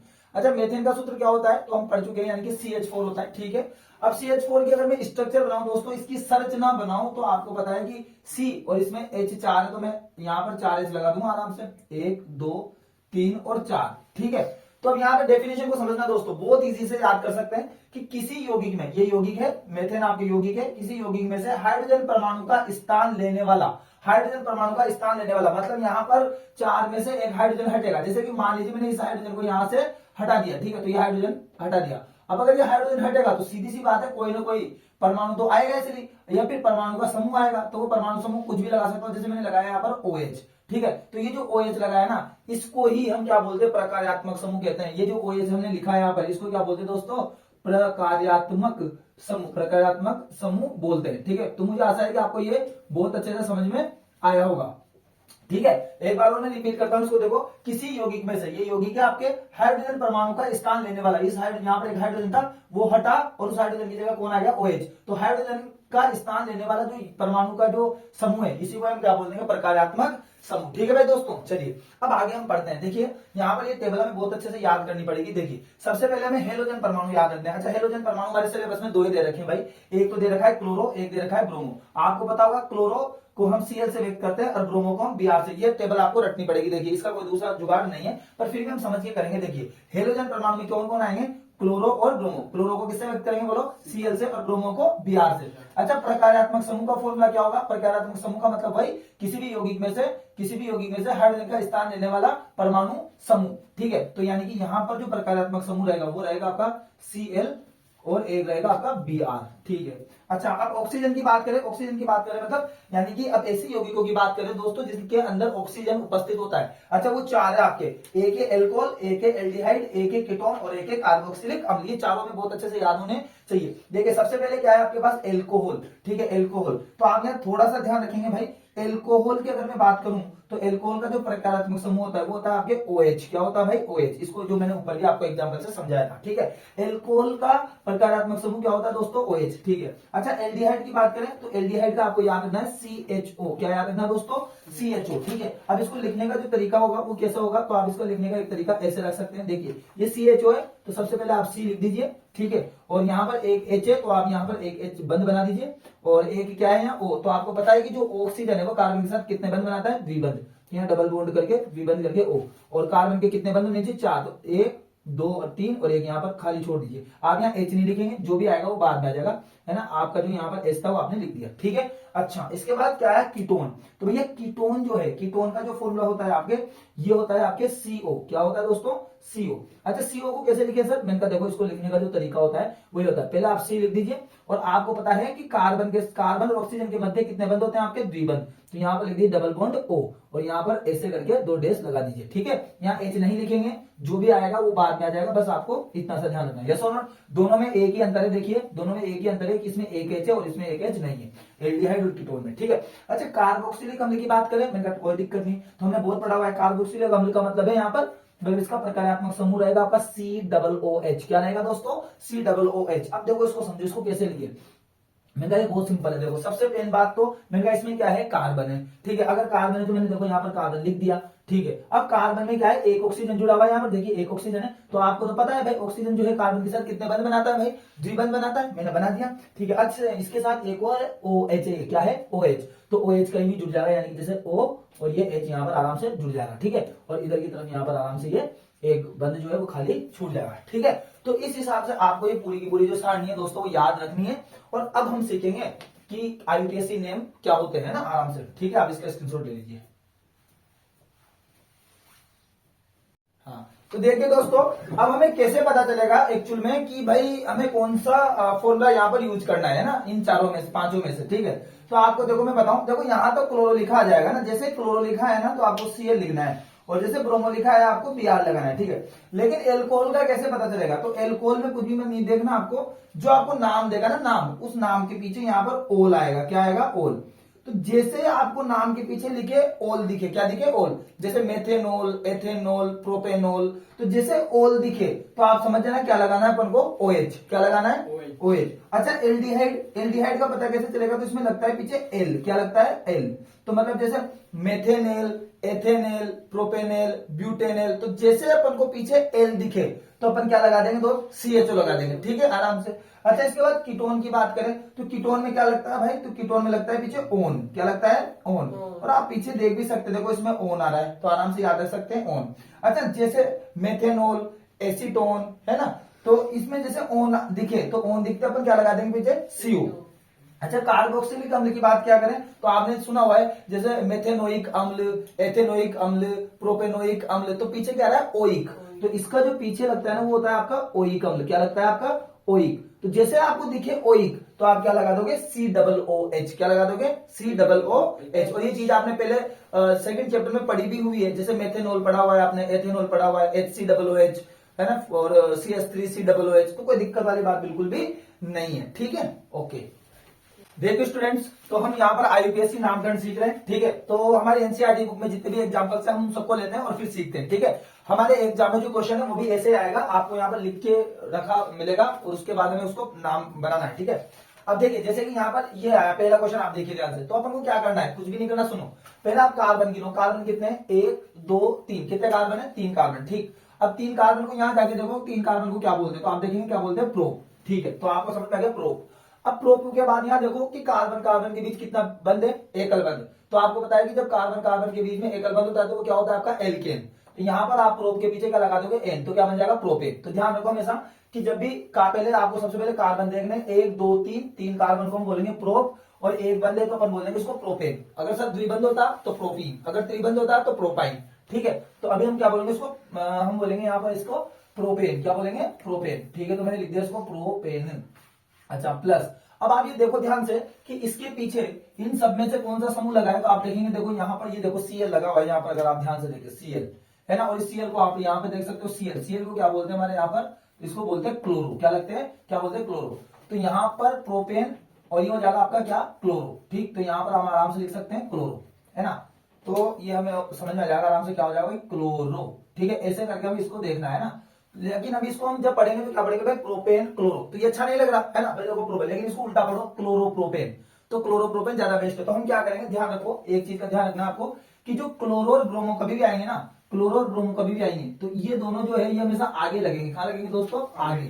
ठीक है, तो मैं इसको चेंज करके कैसे लिखने वाला हूं, ध्यान से देखो आप। प्रोपेन क्लोरो नहीं लिखेंगे हम इसको लिखेंगे हम क्लोरो प्रोपेन। Cl की वजह से क्या लिखेंगे दोस्तों क्लोरो, और फिर हम बोलेंगे इसको प्रोपेन। क्या बोलेंगे प्रोपेन। मुझे आशा है कि आपको थोड़ी बात समझ में आई होगी। चलिए आगे चलते हैं। अच्छा, ऐसे यहाँ पर Br आ जाए, मान लीजिए Br, जैसे मैं Cl को हटा दूं, यहाँ क्या हो जाएगा Br, तो ये हो जाएगा आपका ब्रोमोप्रोपेन। क्या हो जाएगा ब्रोमोप्रोपेन। ठीक है ना भाई, आराम से कर सकते हैं, कोई दिक्कत नहीं है। तो यहाँ पर मैं Cl कर देता हूँ। अच्छा, अगला एग्जाम्पल देखिए आप।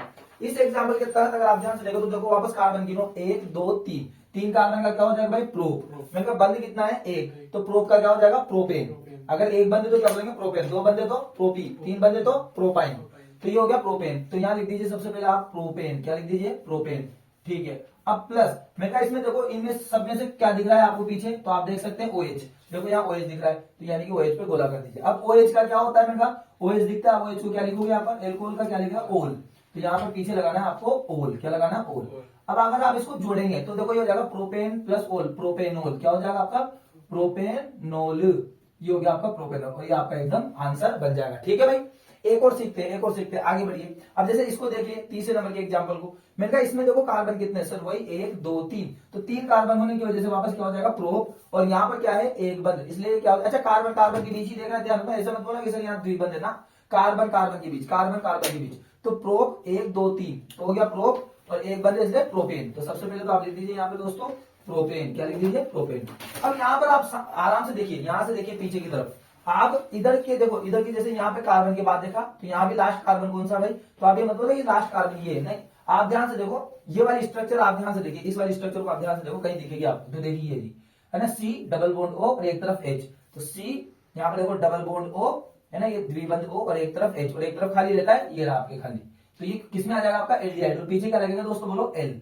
तो आराम से बस आपको ऐसे पहचानना है चीजों को, अगर ये पहचानने में आ गया तो आपके काम बहुत ज्यादा इजी हो जाएगा। तो ये हो जाएगा आपका प्रोपेन प्लस एल, क्या बनेगा ये प्रोपेनेल। क्या बनेगा प्रोपेन, ये दोनों जुड़ जाएंगे यहाँ पर, तो ये हो जाएगा प्रोपेनेल। ठीक है भाई, ऐसा करेंगे, बहुत सिंपल है कि दोस्तों, बिल्कुल आराम से बनेगा, कोई नहीं, और भी हम एग्जाम्पल लेंगे, आप चिंता मत कीजिए बिल्कुल भी। अब इसको देखिए ध्यान से, इसको देखो, अगर इसको ध्यान से आप देखें तो कार्बन गिनो पहले कितना 1 2 3, तो 3 कार्बन होते क्या हो जाएगा भाई प्रो।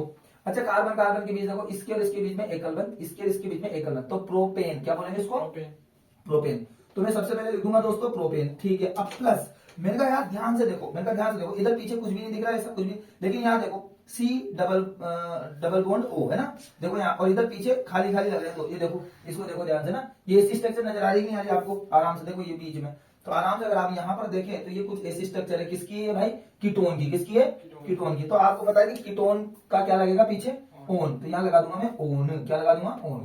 तो ये हो जाएगा आपका प्रोपेन प्लस ओन, प्रोपेनोन। क्या हो जाएगा, प्रोपेनोन, प्रोपेनोन। ये लीजिए, ध्यान रखना दोनों में अंतर, यहाँ था प्रोपेनोल, यहाँ है प्रोपेनोन, क्योंकि यहाँ ओल लगता है, ओल लगता है यहाँ पर, ओ एच में क्या लगता है, ओल, और इसमें क्या लगता है, ओन। ठीक है भाई, इतनी बात समझ में आई होगी। आगे बढ़ते हैं। चलिए यहाँ देखो, 1 2 3, 3 कार्बन है, कार्बन कार्बन के बीच एकल बंध, कार्बन कार्बन के बीच एकल बंध।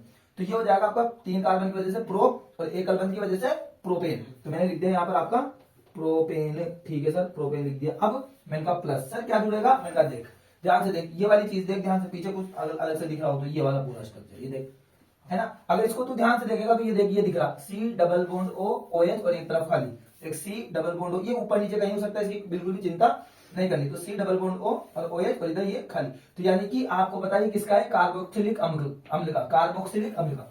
तो बताओ इसमें क्या लगेगा भाई, ओइक। तो यानी कि पीछे क्या लगा दूंगा मैं भाई, ओइक लगा दूंगा। क्या लगा दूंगा, ओइक।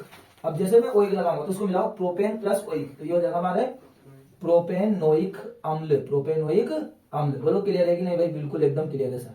ठीक है, ये कुछ एग्जांपल्स थे, और इसके अलावा भी हम और एग्जांपल्स लेते हैं और इसको और अच्छे से समझते हैं दोस्तों। कुछ एग्जांपल्स और हम लेते हैं और इनको सीखने की कोशिश करते हैं। ठीक है, हाँ तो देखिए ध्यान से, अब इसको देखो ध्यान से, यहाँ पर जो ये दे रखा है इसको देखो। मैं कहा अब इसका यूपीएससी नेम कैसे लिखे, मैं कहा भाई कुछ भी मत करो, तो कार्बन देख पहले कितने हैं, 1 2, तो यानी कि सबसे पहले 2 कार्बन, 2 कार्बन को क्या बोलेंगे, एथ, तो यानी कि एथ। अब कार्बन कार्बन के बीच में कितने बंद है, 1 बंद, तो सीधी सी बात है, इसको बोलेंगे अपन एथेन। क्या बोलेंगे भाई, एथेन। तो ये मैंने लिख दिया अपन एथेन, क्या लिख दिया भाई, एथेन। ठीक है, तो ये हो जाएगा आपका एथेन। ओके, प्लस अब क्या जोड़े, तो मैंने कहा भाई देख ध्यान से, पीछे क्या लग रहा है, यहाँ पर ध्यान से देख, क्या लग रहा है, बीआर। बीआर का मतलब क्या है भाई, बीआर का मतलब क्या है, ब्रोमो। बीआर का मतलब क्या है, ब्रोमो। लेकिन तुझे बताया था कि जब भी क्लोरो और ब्रोमो आएंगे वो आगे लगेंगे, कहां लगेंगे, आगे, पीछे नहीं लगेंगे। तो तू आराम से यहाँ पर समझ सकता है कि मैं क्या बोलना चाहता हूँ, कि जैसे ब्रोमो आया तो हम सबसे पहले लिखेंगे ब्रोमो आगे की तरफ, और ब्रोमो के बाद क्या लिखने वाले भाई, तो यानी कि 2 कार्बन की वजह से एथ, और कार्बन कार्बन के बीच में 1 बंद होने की वजह से हो जाएगा एथेन। तो ये हो जाएगा आपका ब्रोमो एथेन। आई होप आपको ये समझ में आया होगा। चलिए आगे और बढ़ते हैं। ध्यान, अब इसको देखो, इस एग्जाम्पल को देखो, ये थोड़ा सा आपको कंफ्यूज कर सकता है। सर कैसे, मैंने कहा देखो, अब अगर इस एग्जाम्पल को देखें तो आपका दिमाग दौड़ेगा कि सर इसमें एक तो सी डबल बॉन्ड ओ आ रहा है, तो आपका दिमाग जाएगा कि हाँ sir C double bond O आ रहा है। लेकिन एक प्रॉब्लम है यहाँ पर, आप देखो ध्यान से, जैसे अगर यहाँ सी डबल बॉन्ड ओ है तो ये कीटोन में जाएगा, लेकिन यहाँ देखो इधर एच नहीं है, दोनों साइड है ना, दोनों साइड एच नहीं होनी चाहिए कीटोन में। और अगर एल्डिहाइड में आप देखेंगे तो एक साइड क्या होना चाहिए, एच होना चाहिए। अब देखो यहाँ पर ये सिचुएशन देखो, सी डबल बॉन्ड और एक साइड क्या आ गया यहाँ पर एच, तो बस इसकी वजह से ये कहां पे चल जाएगा, इसकी वजह से एल्डिहाइड में आ जाएगा। तो आपको इसको ऐसे करके समझना है, और जो एक एच है वो एक्स्ट्रा है तो है, उसकी कोई दिक्कत वाली बात बिल्कुल भी नहीं है। अब मुझे एक बात बताओ भाई, आपको ये तो पता चल गया कि किसमें आ गया, एल्डिहाइड में। ठीक है सर, अब कार्बन कितना है, मैंने कहा 1, बताओ। हाँ तो देखो यार स्टूडेंट, इस एग्जाम्पल में थोड़ा सा कंफ्यूजन हो सकता है, कैसे, मैंने कहा देखो, अगर आप इस एग्जाम्पल को ध्यान से देखते हो तो यहाँ देखो, यहाँ है आपके सी डबल बॉन्ड ओ। अब सी डबल बॉन्ड ओ देखते हम जाएंगे, आप मतलब सी डबल बॉन्ड ओ तो किसके पास है भाई, ये तो कीटोन के पास है, क्योंकि C double bond O ketone के पास है। लेकिन आप इसको ध्यान से देखो, मैंने कहा सी डबल बॉन्ड ओ, लेकिन दोनों तरफ एच नहीं होनी चाहिए, दोनों तरफ एच नहीं होनी चाहिए। जबकि अगर आप यहाँ देखें तो सी डबल बॉन्ड ओ और एक तरफ यहाँ 2 तरफ एच है, तो दोनों में से मतलब एक तरफ भी एच है, तो सीधी सी बात है कीटोन को आप कैंसिल करेंगे, फिर कहां जाएंगे, यहाँ देखो ध्यान से, तो यहाँ भी सी डबल बॉन्ड ओ है, और जगह तो है ही नहीं आपके, अच्छा यहाँ भी सी डबल बॉन्ड ओ है, लेकिन यहाँ तो ओ एच है, तो फिर कुछ भी आपके पास एक ही ऑप्शन बचता है, वो कौन सा बचता है बेटा, आपके पास एल्डिहाइड का। तो इसका मतलब जो एल्डिहाइड का सीन है वो क्या होता है आपका, सी डबल बॉन्ड ओ और फिर एच। तो इसका मतलब आप इसको ऐसे करके गोला कर देंगे। और अब इसका नामकरण कैसे करना, मैंने कहा भाई बहुत सिंपल, मैंने कहा कार्बन कितना है, एक कार्बन है, क्या बोलेगा, मेथ, और मेथ के और सिंगल बॉन्ड के हिसाब से क्या हो जाएगा, मेथेन। तो सबसे पहले तो यहाँ पर लिख ले मेथेन, क्या लिख ले भाई, मेथेन। अच्छा प्लस, मैंने कहा प्लस, अब मैंने कहा क्या है भाई ये, क्या है भाई ये, तो ये है एल्डिहाइड में। अब एल्डिहाइड में क्या लगता है, एल, तो ये हो जाएगा मेथेन प्लस एल, तो ये हो जाएगा आपका मेथेनेल। क्या हो जाएगा दोस्तों, मेथेनेल। आई होप आपको समझ में आया होगा। आगे बढ़ते हैं, देखो ये वाला देखिए आप ध्यान से। अब अगर इसको ध्यान से अगर आप देखें तो सबसे पहले तो आप ये देखो कि इसमें कार्बन की कितनी संख्या है। मैंने कहा सबसे पहले आपको बस क्या चीज गिननी है, यहाँ पर कार्बन की संख्या कितना है भाई, 1 2 3 4 5 और 6 कार्बन है। कितना कार्बन है, 6। तो 6 कार्बन होने की वजह से इसको क्या बोलेंगे भाई, क्या बोलेंगे, हेक्स। क्या बोलेंगे, हेक्स। तो मैंने सबसे पहले लिख दिया आपका हेक्स, हेक्स। ठीक है, लेकिन अगर आप ध्यान से देखें तो देखो यहाँ पर इनमें से एक भी समूह नहीं दिखेगा आपको। देखो एक भी समूह नहीं है, कहीं से कहीं तक नहीं है, कोई दिक्कत नहीं। तो फिर क्या करेंगे उनका प्लस। अब हेक्स प्लस, इसमें देख एक जगह कितने बंद है, त्रिबंध, और अपन को पता है अगर एकल बंद होगा तो एन लगता है, द्विबंध होगा तो इन लगता है, और त्रिबंध होगा तो क्या लगता है, आइन। तो सीधी सी बात है कि यहाँ पर अपनी मजबूरी होगी, अपन क्या लिखेंगे भाई, आइन। तो हेक्स प्लस आइन क्या बनेगा भाई, ये बन जाएगा आपका हेक्साइन। क्या बन जाएगा भाई, हेक्साइन। आई होप ये आपको समझ में आया होगा। आगे बढ़ते हैं, देखो एक और। अब देखो ये क्वेश्चन थोड़े से लगा के इनके उल्टे हो गए ना। अभी तो अपन क्या है कि संरचना दी हुई थी और उनसे नाम बना देते, लेकिन क्या पता एग्जाम में उल्टा भी पूछ रहे तो, है ना। तो हमें क्या इस बार नाम दिया और संरचना बनानी, कैसे बनाए मैं देख, घबराना नहीं है। मेरे को यहाँ देखना क्या लिख रहा है, तो यहाँ है एथेनोइक।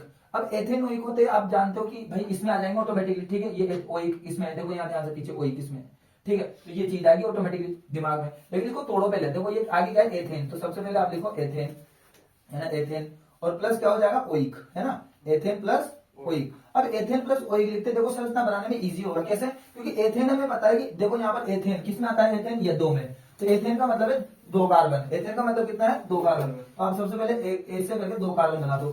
अब आपको पता है एक का मतलब दो कार्बन, लेकिन एथेन है तो एथेन का मतलब कार्बन कार्बन के बीच में कितना बंद होगा भाई, एक। और अगर एथीन होता तो दो, और एथाइन होता तो तीन। सिंपल सा बात है ना, उसमें कौन सी बड़ी बात है। तो भाई एथेन देखते मेरा दिमाग चमका कि मैंने एथ का मतलब है दो कार्बन, और अगर एथेन है तो कार्बन कार्बन के बीच में एक बंद है। अब यहाँ लग रहा है ओइक। अब ओइक लगने की वजह से, ओइक लगने की वजह से आपको पता है कि इसका जो समूह होगा वो कैसा होगा, ऐसा। मतलब सी एक तरफ जो सी है उसके क्या रहेगा, डबल बॉन्ड ओ, और एक तरफ क्या रहेगा, एच। मतलब ये वाली सी को या तो इसको पकड़ लीजिए, इसको पकड़ लीजिए, मैं इसको पकड़ लेता हूं। तो आप देखो यहाँ पर इसको पकड़ दे, इसके डबल बॉन्ड ओ क्या लगाना पड़ेगा, डबल बॉन्ड ओ, और एक तरफ क्या लगाना पड़ेगा, ओ एच। अब इतना करने के बाद आपको कुछ भी नहीं करना, कार्बन के बंद करने। कार्बन कितने बंद बनाता है भाई, चार बंद बनाता है। अब चार बंद बनाता है तो देख इस कार्बन के, देख यहाँ पर कार्बन का एक दो तीन चार, लेकिन इस कार्बन के तो नहीं है। तो इस कार्बन के देख एक, फिर ये दो तीन और चार, हाइड्रोजन हाइड्रोजन और हाइड्रोजन। अब इस हिसाब से तो देख सकता है कि बढ़िया मस्त फॉर्मूला बन गया। और इसको एक और लिखने का तरीका, ये फॉर्मूला तेरा तैयार हो गया भाई, है ना। अब इसको लिखने का एक और तरीका हो सकता है, देख ये देख, इसको क्या लिख सकते हैं, जैसे ये लिखा हुआ है ना ऐसे, देख सी कितने हैं, H3, तो यहाँ लिखते हैं CH3, ठीक है, CH3। फिर ये क्या हो जाएगा, इसको क्या लिख सकता है तू, तो इसको अपन लिखते हैं COOH। क्या लिखते हैं भाई, COOH। तुम्हें पता होना चाहिए इसको हम COOH भी लिखते हैं। क्या लिखते हैं, COOH। तो इसको हम लिख देंगे COOH। तो याद करो, ये जानी पहचानी चीज लगी होगी, एथेनोइक अम्ल, याद है, एसिटिक अम्ल भी बोलते हैं उसको, सिरके के अंदर मिलता है अपना। तो वहां ये सूत्र था CH3COOH।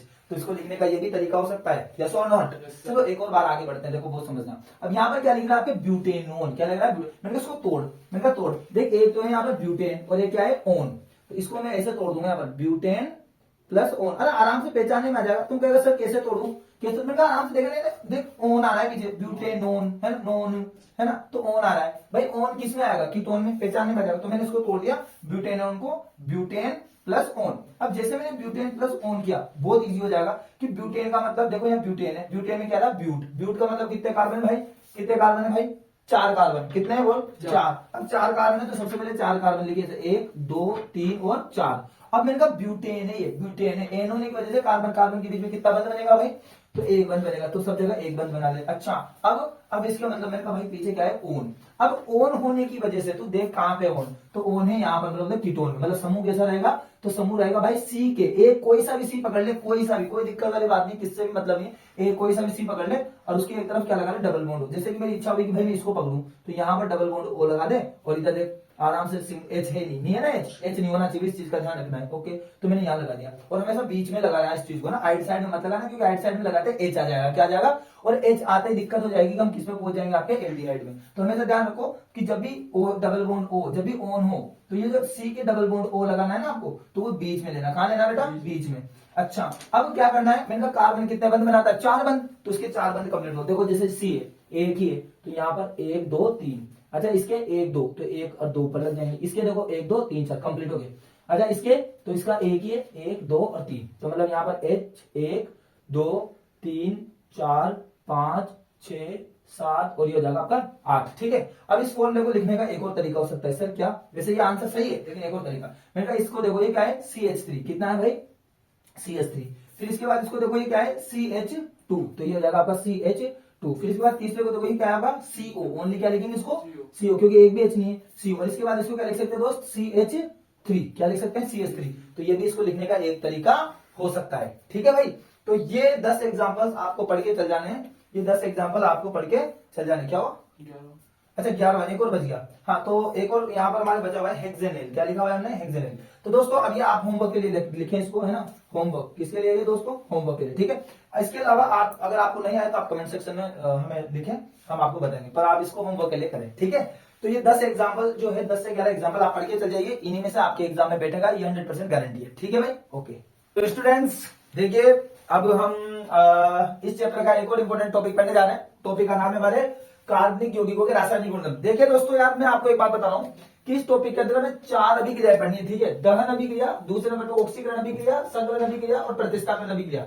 मैं आपको चारों अभिक्रिया पढ़ाऊंगा, लेकिन आपको मैं पहले बता दूं कि इसमें जो सबसे मोस्ट वांटेड अभिक्रिया है, जो एग्जाम में ज्यादा पूछी जाएगी, वो है तीसरे नंबर की संकलन अभिक्रिया और चौथे नंबर की आपके प्रतिस्थापन अभिक्रिया। इन दोनों में से एक अभिक्रिया आपके एग्जाम में पूछी जाएगी, लेकिन हम दहन और ऑक्सीकरण को भी नॉर्मल लेवल पे पढ़ ही लेते हैं, ठीक है। तो देखिए सबसे पहले देख लो आप कितनी अभिक्रिया रासायनिक, इसमें कितनी अभिक्रिया पढ़ने वाले दोस्तों? हम 4 अभिक्रिया। पहले नंबर पे दहन अभिक्रिया, दूसरे नंबर पे हो जाएगी हमारी ऑक्सीकरण अभिक्रिया, तीसरे नंबर पे हमारी हो जाएगी संकलन अभिक्रिया जिसको हम योगात्मक अभिक्रिया भी कहते हैं, और चौथे नंबर पे हो जाएगी हमारी कौन सी? प्रतिस्थापन अभिक्रिया। ये चारों अभिक्रिया आपको टिप्स पे याद होनी चाहिए, ठीक है। तो फर्स्ट नंबर पे हमारी कौन सी अभिक्रिया है? दहन अभिक्रिया। तो अगर मैं आपसे पूछूं कि दहन अभिक्रिया क्या होती है, तो देखो यार बहुत सिंपल है।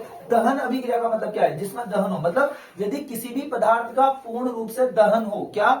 जब किसी भी पदार्थ का पूर्ण रूप से दहन हो, उसे कहते हैं दहन अभिक्रिया। पूर्ण रूप से दहन का मतलब क्या है? देखो जैसे कि अगर आप कोयले को जलाओ, अगर आप घर में किसी लकड़ी को, चूल्हे में जब लकड़ी को जलाते हैं तो आप देखते होंगे कि उसका पूर्ण दहन नहीं होता, क्योंकि लकड़ी के जलने के बाद भी कुछ अवशेष रह जाते हैं, तो उसको हम दहन अभिक्रिया नहीं कह सकते। लेकिन हमारे घर में जो गैस रहता है, जब हम उस एलपीजी को जब हम वहां पर जलाते हैं, तो एलपीजी को आप देखना, एलपीजी पूर्ण रूप से जलती है, उसे कहेंगे हम पूर्ण दहन। क्या बोलेंगे? पूर्ण दहन। तो देखिए यहाँ से दहन अभिक्रिया किसी भी पदार्थ के पूर्ण रूप से जलने की प्रक्रिया को ही दहन अभिक्रिया। उदाहरण के रूप में, उदाहरण के तौर पर ले लेते हैं जैसे कार्बन, जैसे कार्बन का दहन। तो कार्बन का उदाहरण में कैसे लूं? कार्बन का दहन मतलब कार्बन बोले तो सी, और दहन का मतलब इसकी अभिक्रिया किससे करा दीजिए आप? O2 से। तो C प्लस O2 अगर आप देखें तो क्या बन जाएगा आपका? CO2। क्या बनेगा दोस्तों? CO2, carbon dioxide. आराम से देख सकते हैं आप, C प्लस O2 CO2। और आपको बताएंगे यहाँ पर आपके ऊष्मा भी निकलने वाली है। क्या निकलने वाली है? ऊष्मा भी निकलने वाली है। लेट से दिख रहे हैं ना अच्छे से? हाँ, ऊष्मा भी यहाँ पर हमारे निकलने वाली है। तो एक एग्जांपल याद रख लीजिए, कोई दिक्कत वाली बात बिल्कुल भी नहीं है। अच्छा, ऑक्सीकरण अभिक्रिया क्या है? तो दोस्तों पहले चैप्टर में भी पढ़ के आ चुके हैं। ऑक्सीकरण अभिक्रिया का मतलब है ऑक्सीजन का जुड़ना। देखो नाम से ही क्लियर हो रहा है, ऑक्सीकरण मतलब ऑक्सीकरण का जुड़ना। तो सीधी सी बात है हाइड्रोजन का हटना। तो ये इतनी ज्यादा इंपॉर्टेंट नहीं है, ये पहले चैप्टर के अकॉर्डिंग ज्यादा इंपॉर्टेंट है, ठीक है। लेकिन फिर भी याद रख लेंगे ऑक्सीजन का जुड़ना और हाइड्रोजन का हटना। जैसे एक कोई सा भी एग्जांपल ले लीजिए, कोई दिक्कत नहीं, ऊपर वाला एग्जांपल भी आप ले सकते हैं, लेकिन ठीक है हम थोड़ा सा एग्जांपल यहाँ पर चेंज कर देंगे। जैसे कि मैं ले लेता हूं यहाँ पर मैग्नीशियम प्लस O2, है ना। तो Mg की जब मैं O2 से रिएक्शन कराऊंगा, अभी क्या कराऊंगा, तो क्या बनेगा मेरे? मैग्नीशियम ऑक्साइड यानी कि MgO बनेगा दोस्तों। क्या बनेगा? MgO। अच्छा, हम इनको ये भी लिख देते हैं कि कार्बन क्या है, जैसे यहाँ पर तो ये हो सॉलिड यानी कि ठोस अवस्था में। ऑक्सीजन हमारी गैस होती है। अच्छा, कार्बन डाइऑक्साइड में हमारी क्या होती है? गैस। अगर आप यहाँ देखें तो यानी कि जैसे मैग्नीशियम क्या है आपके? धातु है, तो ये सॉलिड है। ऑक्सीजन आपके गैस है, और मैग्नीशियम जो ऑक्साइड है वो भी क्या होगा आपके दोस्तों? सॉलिड होगा, ठीक है सर। अब इसके बाद अब आती है आपके मोस्ट इंपोर्टेंट जो आपके एग्जाम में पूछी जाएगी दोस्तों, और आपको बहुत अच्छे से इसका ध्यान भी रखना है। देखिए मैं आपको समझाने जा रहा हूं। अभिक्रिया का नाम है संकलन। संकलन अभिक्रिया का दूसरा नाम है हमारी योगात्मक अभिक्रिया, मतलब योगात्मक। संकलन का मतलब है जुड़ना दोस्तों। क्या होना? जुड़ना। अब देखो यहाँ पर अभिक्रिया क्या है, तो यहाँ पर हमें क्या करना है? असंतृप्त हाइड्रोकार्बन। दोस्तों ध्यान दीजिए, ध्यान दीजिए यहाँ पर। तो यहाँ पर एक वर्ड है असंतृप्त हाइड्रोकार्बन। अब आप जानते हैं असंतृप्त हाइड्रोकार्बन क्या होता है? असंतृप्त हाइड्रोकार्बन मतलब ऐसे हाइड्रोकार्बन जिनमें कार्बन कार्बन के मध्य कितना बॉन्ड हो दोस्तों? कितना बॉन्ड हो दोस्तों? Double bond. कितना बॉन्ड हो? Double bond. ध्यान रखो, इनको बोलते हैं असंतृप्त हाइड्रोकार्बन। और की क्रिया निकल पैलेडियम प्लेटिनम उत्प्रेरक। अब दोस्तों ये उत्प्रेरक क्या होता है, इस वर्ड को भी आप समझ लीजिए। उत्प्रेरक का मतलब यार दोस्तों ये ऐसे पदार्थ होते हैं, देखो जैसे कि उत्प्रेरक को मैं आपको एक बेसिक एग्जांपल समझाऊं। जैसे हमारे स्कूल में कभी कभी दो जनों के बीच में लड़ाई होती है, ठीक है, लड़ाई हुई।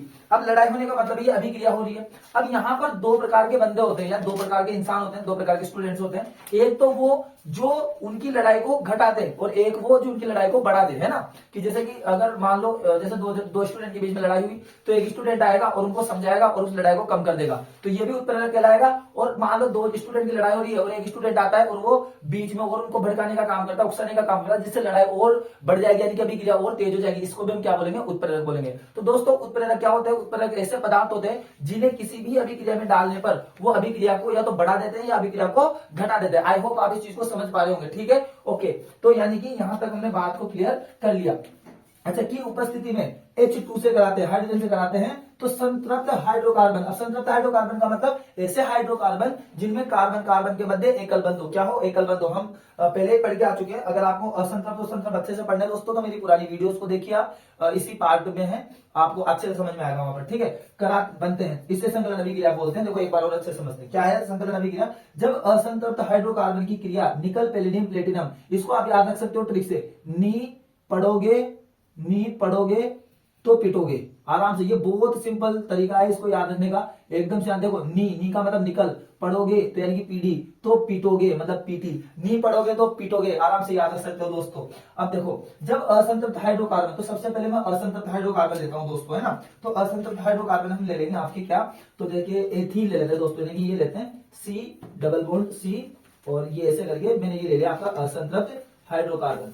और असंतृप्त हाइड्रोकार्बन मतलब जिसमें कार्बन कार्बन के मध्य डबल बॉन्ड हो। ठीक है, और इसका नाम मैं बता दूं आपको, ये है हमारे एथीन। क्या है दोस्तों? एथीन। तो ये हो गया हमारे असंतृप्त हाइड्रोकार्बन, असंतृप्त हाइड्रोकार्बन में लिख देता हूं दोस्तों एक बार, ताकि आपको तकलीफ कम हो। आराम से आप याद रख सकते हैं। देखिए अब इसकी अभिक्रिया किससे करानी है भैया, अभिक्रिया किससे करानी है, तो हमने क्या किया, असंतृप्त हाइड्रोकार्बन ले लिया, इसकी क्रिया निकल पैलेडियम प्लेटिनम की उपस्थिति में, उत्प्रेरक की उपस्थिति में H2 से कराओ। तो इसकी अभिक्रिया हमें H2 से करानी है, और उत्प्रेरक लेना है हमें निकल, यानी कि नी पढ़ोगे तो पीटोगे। आराम से। और यहाँ पर टेम्परेचर भी लेना दोस्तों, तापमान लेना 250 डिग्री सेल्सियस।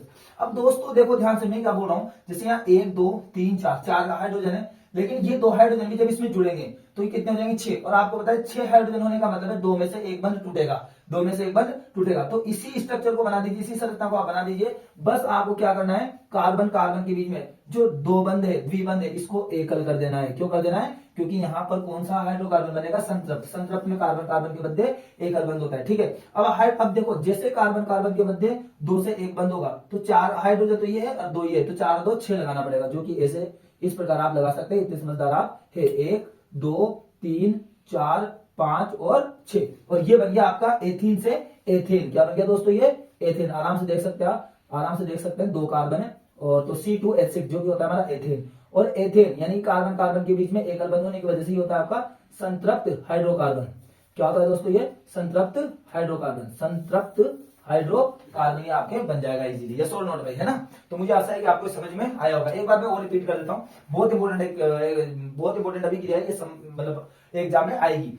जब असंतृप्त हाइड्रोकार्बन की क्रिया, ये हो गया आपका एथीन, असंतृप्त हाइड्रोकार्बन की क्रिया निकल पैलेडियम प्लेटिनम, निकल पैलेडियम प्लेटिनम, याद रखने का तरीका, नहीं पढ़ोगे तो पिटोगे, उत्प्रेरक की उपस्थिति में, उत्प्रेरक की उपस्थिति में H2 से कराते हैं, H2 से कराते हैं। तो संतृप्त हाइड्रोकार्बन मतलब बोले तो एथीन से एथेन बन गया, कार्बन कार्बन के मध्य एकल बंध आ गया, इसलिए ये संतृप्त हाइड्रोकार्बन बनते हैं। इस पूरी अभिक्रिया को हम बोलते हैं संकलन अभिक्रिया। ठीक है दोस्तों, आराम से इसको याद रख सकते हैं। ओके, अच्छा एक और इसके साथ बहुत बार एग्जाम में अभिक्रिया पूछिए, उसका नाम है आपका हाइड्रोजनीकरण। हाइड्रोजनीकरण, सर हाइड्रोजनीकरण क्या है? बहुत सिंपल अभिक्रिया है। देखो हाइड्रोजनीकरण अभिक्रिया बहुत शानदार अभिक्रिया है। क्या होती है अभिक्रिया? कुछ भी नहीं। देखिए जो वनस्पति तेल होता है ना, वनस्पति तेल, ठीक है, उस वनस्पति तेल के अंदर अगर हम निकल पैलेडियम प्लेटिनम इन तीनों उत्प्रेरक की उपस्थिति में, तीनों में से किसी एक उत्प्रेरक की उपस्थिति में अगर हम हाइड्रोजन गैस प्रवाहित कराते हैं तो ये वनस्पति जो तेल है वनस्पति घी में बदल जाता है। बस इस प्रोसेस को ही हम हाइड्रोजनीकरण कहते हैं। क्या होता है हाइड्रोजनीकरण? देखो बहुत सिंपल बात है, जब हम वनस्पति तेल में निकल पैलेडियम प्लेटिनम की उपस्थिति में और 250 डिग्री सेल्सियस टेम्परेचर की उपस्थिति में अगर हम हाइड्रोजन से क्रिया करवाते हैं तो ये वनस्पति तेल किसमें बदल जाता है? वनस्पति घी में। वनस्पति घी का मतलब दोस्तों डालडा होता है, जो कि हार्ट के लिए यानी कि हृदय के लिए बहुत ज्यादा नुकसानदायक होता है। ठीक है भाई, तो इसी को हम हाइड्रोजनीकरण अभिक्रिया कहते हैं। मैं इसका उदाहरण लिखता हूँ। जैसे सबसे पहले हमें क्या लेना है दोस्तों? वनस्पति तेल। तो ये वनस्पति तेल मैंने ले लिया यहाँ पर, वनस्पति तेल। अब वनस्पति तेल की अभिक्रिया किससे कराएंगे दोस्तों? तो H2 से कराएंगे। अच्छा किसकी उपस्थिति में कराएंगे? नहीं पढ़ोगे तो पीटोगे। मैंने ट्रिक बता रखी है आपको, निकल पैलेडियम प्लेटिनम, और 250 डिग्री सेल्सियस तापमान लेंगे तो ये बनेगा आपका वनस्पति घी। क्या बनेगा दोस्तों? वनस्पति घी। और इसको ही हम बोलते हैं दोस्तों डालडा। क्या बोलते हैं? डालडा। ठीक है, तो इस अभिक्रिया को हम बोलते हैं हाइड्रोजनीकरण अभिक्रिया। आई होप आपको ये समझ में आई होगी। ठीक है, आप स्क्रीनशॉट ले सकते हैं। तो देखिए दोस्तों, अब हम पढ़ने जा रहे हैं प्रतिस्थापन अभिक्रिया, है ना, चौथी अभिक्रिया। ये भी बहुत इंपॉर्टेंट अभिक्रिया है, जैसा कि मैंने आपको बताया। तो चौथी अभिक्रिया भी बहुत इंपॉर्टेंट है, प्रतिस्थापन अभिक्रिया। अब ये क्या होती है समझिए, थोड़ा सा ध्यान दे लीजिए आप। प्रतिस्थापन अभिक्रिया मतलब ऐसी अभिक्रिया जिसमें हाइड्रोकार्बन के एक या अधिक हाइड्रोजन परमाणुओं को कुछ अन्य परमाणु द्वारा प्रतिस्थापित कर दिया जाता है। प्रतिस्थापन अभिक्रिया कहलाती है। बात समझ में नहीं आई? कोई दिक्कत नहीं आई समझ में? अब मैं समझाता हूँ आपको। देखिए सबसे पहले मैं क्या करूंगा, यहाँ पर एक हाइड्रोकार्बन ले रहा हूँ, तो हाइड्रोकार्बन में मैं ले लेता हूँ मेथेन, ठीक है। तो जैसे कि मेथेन का फॉर्मूला होता है CH4, ठीक। तो यानी कि मैंने आपको ले लिया मेथेन, ये H और ये हो जाएगा आपका H, ठीक है। तो ये मैंने क्या ले लिया आपके दोस्तों, मेथेन ले लिया। क्या ले लिया भाई, मेथेन। ओके सर, अब मैंने कहा देखो जिसमें हाइड्रोकार्बन, ये ले लिया हाइड्रोकार्बन। अब हाइड्रोकार्बन के एक या अधिक हाइड्रोजन परमाणु को, मतलब यहाँ पर अब मैं इसकी अभिक्रिया में कराऊंगा आपके Cl2 से। किससे कराऊंगा, Cl2 का मतलब मैं Cl लिख सकता हूँ, बिल्कुल लिख सकता हूँ। Cl2 का मतलब Cl होता है। तो ये हमने क्लोरीन ले ली यहाँ पर, क्या नाम है इसका भाई, क्लोरीन, है ना। ये अभिक्रिया आपको अच्छे से याद रखिए, क्लोरीन। और जैसे इसकी अभिक्रिया किसकी उपस्थिति में, प्रकाश की उपस्थिति में, ध्यान रखना भाई, प्रकाश की उपस्थिति होना बहुत जरूरी है, प्रकाश की उपस्थिति में, है ना। तो प्रकाश की उपस्थिति होना बहुत ज्यादा जरूरी है, तभी अभिक्रिया होगी। प्रकाश रासायनिक अभिक्रिया कहते हैं दोस्तों, इसलिए प्रकाश की उपस्थिति होना जरूरी है। अब क्या होगा, सुनिए ध्यान से, अब क्या होगा कि यहाँ पे H और Cl, यानी कि जो Cl है, ये जो Cl है, इस H को यहाँ से हटा देगा। तो जैसे Cl H को हटाएगा तो आप देखो क्या बनेगा, ये दूसरा Cl यहाँ जुड़ जाएगा। तो देखो सबसे पहले ये हटेगा तो ये ऐसे बनेगा, देखो ध्यान दो थोड़ा, ऐसे है ना, H और H, ठीक है। अब ये जो H हटेगा यहाँ से, तो ये Cl आगे जुड़ेगा, हाँ सर Cl जुड़ेगा, तो ये जुड़ गया आपका Cl। और प्लस बाहर कौन निकला दोस्तों, तो डिब्बे में जो पैक यानी कि HCl, और ये बाहर निकल गया आपका HCl। इसको देखे तो ये क्या बन गया आपका, Cl का मतलब हो गया आपका क्लोरो। क्या हो गया दोस्तों, क्लोरो। और ये एक कार्बन का मतलब क्या होता है, मेथेन। तो ये हो जाएगा क्लोरो मेथेन, ये आपके बन जाएगा क्लोरो मेथेन। और ये क्या हो जाएगा, HCl का मतलब क्या है आपके, हाइड्रोक्लोरिक अम्ल। क्या है, हाइड्रोक्लोरिक अम्ल। अब आप इस डेफिनेशन को और अच्छे से समझ सकते हैं। देखिए मैंने क्या बोला कि ऐसी अभिक्रिया जिसमें हाइड्रोकार्बन के, तो ये आपका मेथेन हाइड्रोकार्बन हो गया, हाइड्रोकार्बन के एक या अधिक हाइड्रोजन परमाणु को, तो यानी कि एक हाइड्रोजन परमाणु देखो यहां से हटा, हाइड्रोजन परमाणु को कुछ अन्य परमाणु द्वारा, कुछ अन्य परमाणु कौन होगा, क्लोरीन के द्वारा प्रतिस्थापित कर दिया जाता है। तो आप देख सकते हैं इस हाइड्रोजन को क्लोरीन के द्वारा प्रतिस्थापित कर दिया, मतलब इस हाइड्रोजन की जगह कौन आ गया, क्लोरीन आ गया। बस इसीलिए इसका नाम होता है प्रतिस्थापन अभिक्रिया। बोलो बात समझ में आएगी नहीं आएगी, है ना, आराम से समझ सकते, कोई दिक्कत वाली बात नहीं है, ठीक है। ओके, अब क्या पढ़े सर आगे, तुम्हें का कुछ महत्वपूर्ण यौगिकों के बारे में थोड़ी सी नॉलेज रख लीजिए, अगर एक आधे नंबर में क्वेश्चन पूछ ले तो वो बात अलग है। देखिए जैसे कि एथेनॉल, आपको याद रखना है, एथेनॉल को ही हम एल्कोहल भी कहते हैं। क्या बोलते हैं, एल्कोहल। आपने देखा होगा वाइन वगैरह जो रहती है उनके अंदर एल्कोहल रहता है, ठीक है। तो एथेनॉल को हम एल्कोहल कहते हैं। एल्कोहल का जो फॉर्मूला होता है वो होता है C2H5OH, रटना पड़ेगा आपको, रटना पड़ेगा एकदम, C2H5OH। और इसी को लिखने का तरीका होता है CH3CH2OH। दोनों फॉर्म आप याद रखिए, दोनों तरीके आप याद रखिए। अच्छा, एक और महत्वपूर्ण यौगिक है एसिटिक अम्ल। ध्यान रखो, एसिटिक अम्ल, इसी को हम एथेनोइक अम्ल भी बोलते हैं, जो सिरका में पाया जाता है, ठीक है। हाँ, मैं आपको बता दूं कि भाई जो क्या नाम है, अगर मतलब जैसे 100% जो पानी है ना, 100% पानी में से अगर मैं 100% पानी में से 8%, अगर मैं 8% पानी हटाकर उसकी जगह एसिटिक अम्ल डाल दूं तो वो सिरका बनेगा। मतलब सिरके के अंदर 92% पानी होता है और 8% क्या होता है आपका एसिटिक अम्ल, ध्यान रखना। अच्छा, एसिटिक अम्ल का सूत्र क्या होता है, तो CH3COOH, है ना, CH3COOH, कोई दिक्कत नहीं। अच्छा, एक और मोस्ट इंपोर्टेंट अभिक्रिया और है, ये भी याद रखना बहुत जरूरी है, क्योंकि मैं आपको इस वीडियो के अंदर जो मोस्ट वांटेड है, जो मोस्ट इंपोर्टेंट है, यानी कि जो एग्जाम में आएगी वही चीजें पढ़ा रहा हूं, बाकी फालतू चीजें मैंने इसमें से हटा दी है, ठीक है भाई। ओके, एस्टरीकरण अभिक्रिया क्या होती है सर, तो एस्टरीकरण अभिक्रिया को समझिए, थोड़ा ध्यान से समझना भाई, ये अभिक्रिया इंपॉर्टेंट है। एस्टरीकरण अभिक्रिया, पहली बात तो आप नाम से समझ सकते हैं, एस्टरीकरण का मतलब है एस्टर का बनना। किसका बनना भाई, एस्टर का। अब कैसे बनता है, तो कुछ भी नहीं करना आपको, एक तो एथेनोइक अम्ल लेना है सबसे पहले। क्या लेना भाई, दो चीजें ले लो आप, ये दोनों ले लो। क्या ले लो, एक तो एथेनॉल ले लो और एक एसिटिक अम्ल ले लो, ठीक है। तो सबसे पहले मैं एसिटिक अम्ल लेता हूं। तो एसिटिक अम्ल का फॉर्मूला क्या होता है अपना भाई, तो एसिटिक अम्ल होता है आपका CH3COOH, ठीक है। तो सबसे पहले मैं क्या ले लिया भाई, आपके एसिटिक एथेनोइक अम्ल, एथेनोइक अम्ल को एसिटिक अम्ल बोलते हैं ना। तो सबसे पहले मैंने ले लिया आपका एथेनोइक अम्ल, और इस एथेनोइक अम्ल की जो क्रिया है वो किससे करानी भाई, मेरे को एल्कोहल से ना। तो एथेनोइक अम्ल की अभी क्रिया करानी एल्कोहल, एल्कोहल का सूत्र होता है C2H5OH, ठीक है। अब किसकी उपस्थिति में करानी भाई, तो सांद्र H2SO4। ये चीज ध्यान रखना दोस्तों, अगर ये चीज आप भूल गए तो हमें नुकसान हो जाएगा। सांद्र H2SO4 की उपस्थिति में मैं क्या बोल रहा हूं, एथेनोइक अम्ल की अभिक्रिया, एथेनोइक अम्ल की अभिक्रिया एल्कोहल से कराएंगे, किसकी उपस्थिति में, सांद्र H2SO4 की उपस्थिति में। तो सर क्या बनेगा, तो देखो मैं आपको बताता हूं, इसको आप तोड़िए, है ना, कैसे तोड़िए, तो देखो ये टूटा है CH3COO, यहां तक टूटेगा ये, ठीक है। तो ये हो जाएगा आपका CH3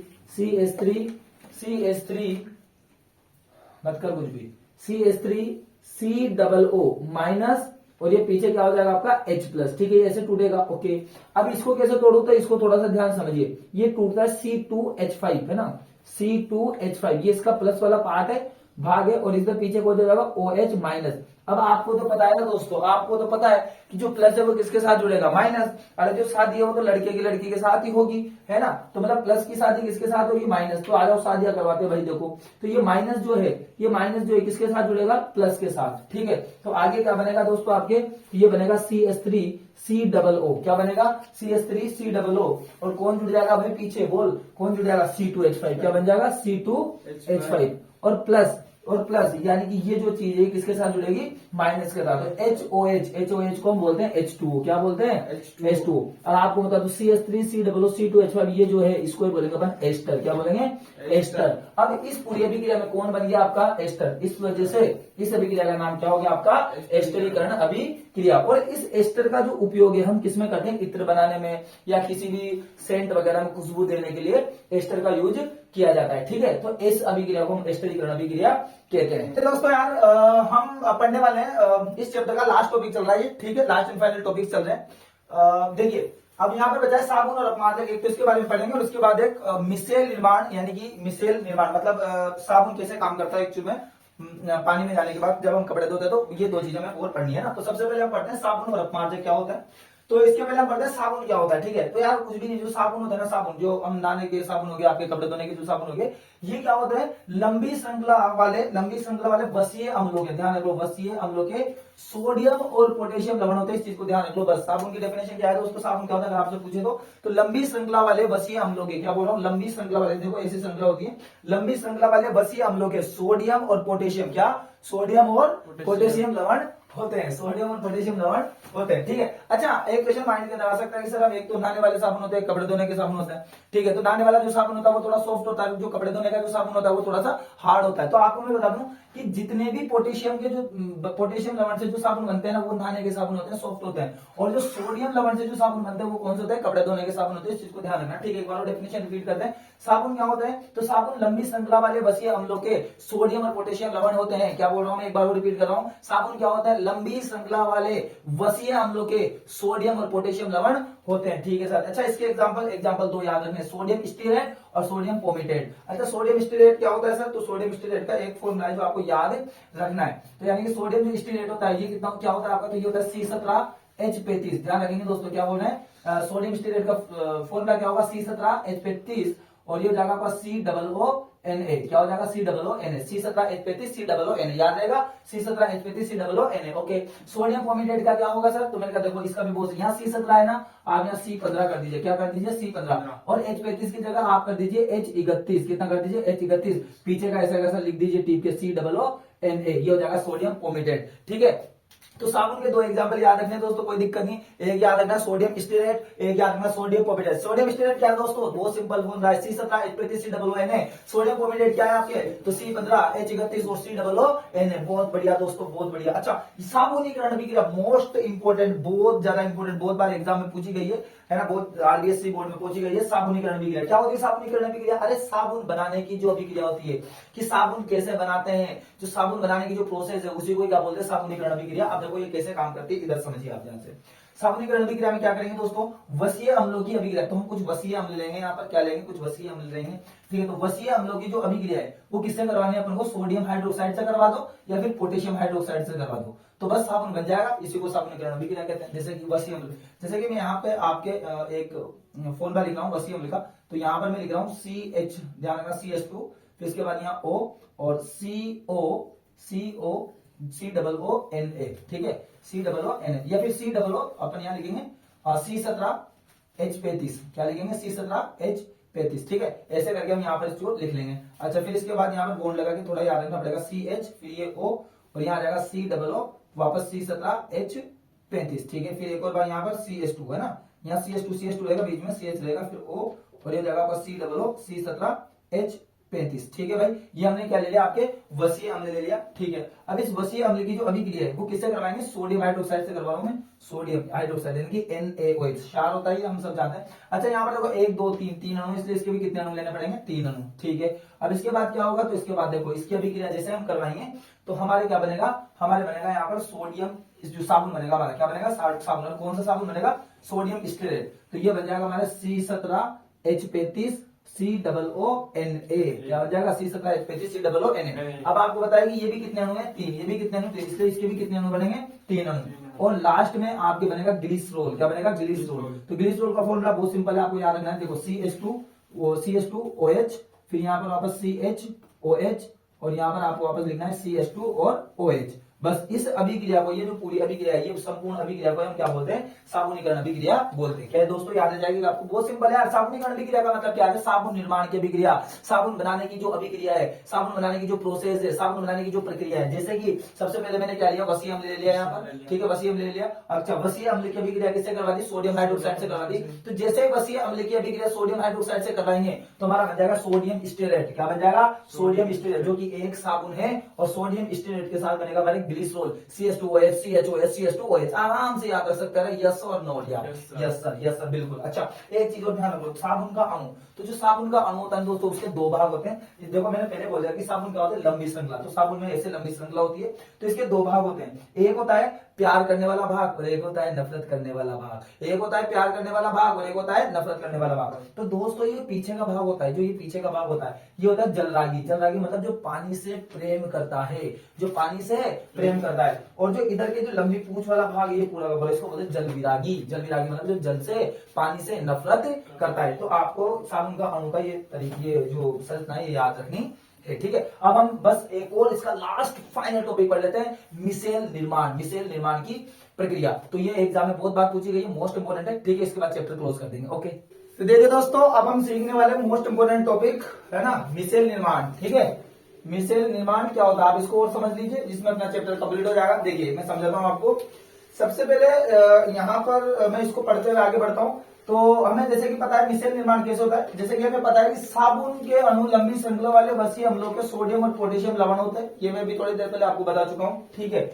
जब साबुन से हम कपड़े धोते हैं, सुनना ध्यान से, जब साबुन से हम कपड़े धोते हैं तो इसका आयनिक सिरा पानी में घुल जाता है और कार्बन श्रृंखला वाला भाग तेल या गंदगी में घुल जाता है। अब इस बात को समझने के लिए आप सबसे पहले ये चीज समझिए कि जो साबुन के अणु की जो संरचना होती है ना दोस्तों, वो ऐसी कुछ होती है। देखिए ध्यान से, ऐसे, ठीक है। और अभी थोड़ी देर पहले मैंने बताया यहाँ पर। तो मैं आपको बता दूं कि इसके 2 भाग है। देखो इसने नाम लिया ना, इसका आयनिक सिरा। तो मैं बता दूं आपको कि जो इसका आयनिक सिरा है वो ये वाला होता है, पीछे की तरफ है। इसको बोलते हैं हम आयनिक सिरा। क्या बोलते हैं दोस्तों, आयनिक सिरा। अब आयनिक सिरा मतलब, अब जैसे कि मान लीजिए आपका साबुन सोडियम लवण का है, तो इसका मतलब आयनिक सिरा यानी कि भाई ये Na+ रहेगा। क्या रहेगा, Na+, ठीक है भाई, आ रहा है समझ में। अच्छा, और ये वाला जो है ना, ये वाला ये सिरा जो है, ये दूसरा, देखो यहाँ पर लिखा है कार्बन श्रृंखला वाला भाग। तो ये जो पूरा इधर की तरफ का है, इसको बोलते हैं कार्बन श्रृंखला वाला भाग। क्या बोलते हैं, कार्बन श्रृंखला वाला भाग। तो देख सकते हैं आप, कार्बन श्रृंखला वाला भाग हो गया। ये क्या हो गया, कार्बन श्रृंखला वाला भाग, ठीक है। अब आराम से आपको समझ में आ जाएगा, ठीक है। तो अब इसको समझिए आप। तो इसका आयनिक सिरा तो पानी में घुल जाता है और कार्बन श्रृंखला वाला भाग तेल या गंदगी में घुल जाता है, ठीक है। तो ये तो पानी से प्यार करेगा। तो मैंने अभी बोला था आपसे कि पीछे वाला जो भाग होता है, ये क्या होता है, जलरागी होता है। क्या होता है, जलरागी। जलरागी मतलब जो जल से प्यार करता है, जो जल से क्या करता है, प्यार। तो सीधी सी बात है, जल में तो घुलेगा ना भाई। जो जल से प्यार करेगा वो जल में नहीं घुलेगा क्या भाई, बिल्कुल घुलेगा। अच्छा, ये क्या होता है, जल विरागी। क्या होता है, जल विरागी। जल विरागी का मतलब है जो पानी से नफरत करता है। क्या करता है, पानी से नफरत करता है। जो पानी से नफरत करेगा तो सीधी सी बात है, वो पानी में थोड़ा ना घुलेगा, वो किसमें घुलेगा, फिर गंदगी में घुलेगा। तो इस हिसाब से जो आयनिक सिरा होता है वो तो पानी में घुल जाता है, और जो कार्बन श्रृंखला का जो भाग है वो किसमें घुलता है, गंदगी में घुलता है, ठीक है भाई। इतनी बात समझ में आई होगी। अब देखिए उसके बाद क्या होता है, सुनिए ध्यान से। और इस प्रकार साबुन के अणु मिसेल का निर्माण करते हैं। अभी मिसेल का निर्माण कैसे होता है, सुनो ध्यान से। जैसे कि फॉर एग्जाम्पल मान लीजिए ये गंदगी है। क्या है भाई, ये गंदगी। तो ये किसी कपड़े पे लगी हुई है आपके यहाँ पर गंदगी, इसको मैं डार्क कर देता हूँ, ठीक है। अब ये गंदगी है, तो ये गंदगी कपड़ा है, ये गंदगी। अब इसके ऊपर आपने पानी पटक के और जैसे साबुन लगाओगे, तो साबुन लगाते साबुन का अणु उस पर काम करेगा। अब साबुन का अणु कैसे काम करेंगे, देखिए ध्यान से। मैंने क्या बोला, ये है साबुन का अणु। तो थोड़ा दिमाग लगाइए कि गंदगी में कौन सा भाग घुलता है, कार्बन श्रृंखला वाला भाग ही तो घुलेगा ना। यानी क्योंकि ये जल से, पानी से नफरत करता है, तो पानी से नफरत करने की वजह से पानी में तो घुलेगा नहीं, गंदगी में घुलेगा।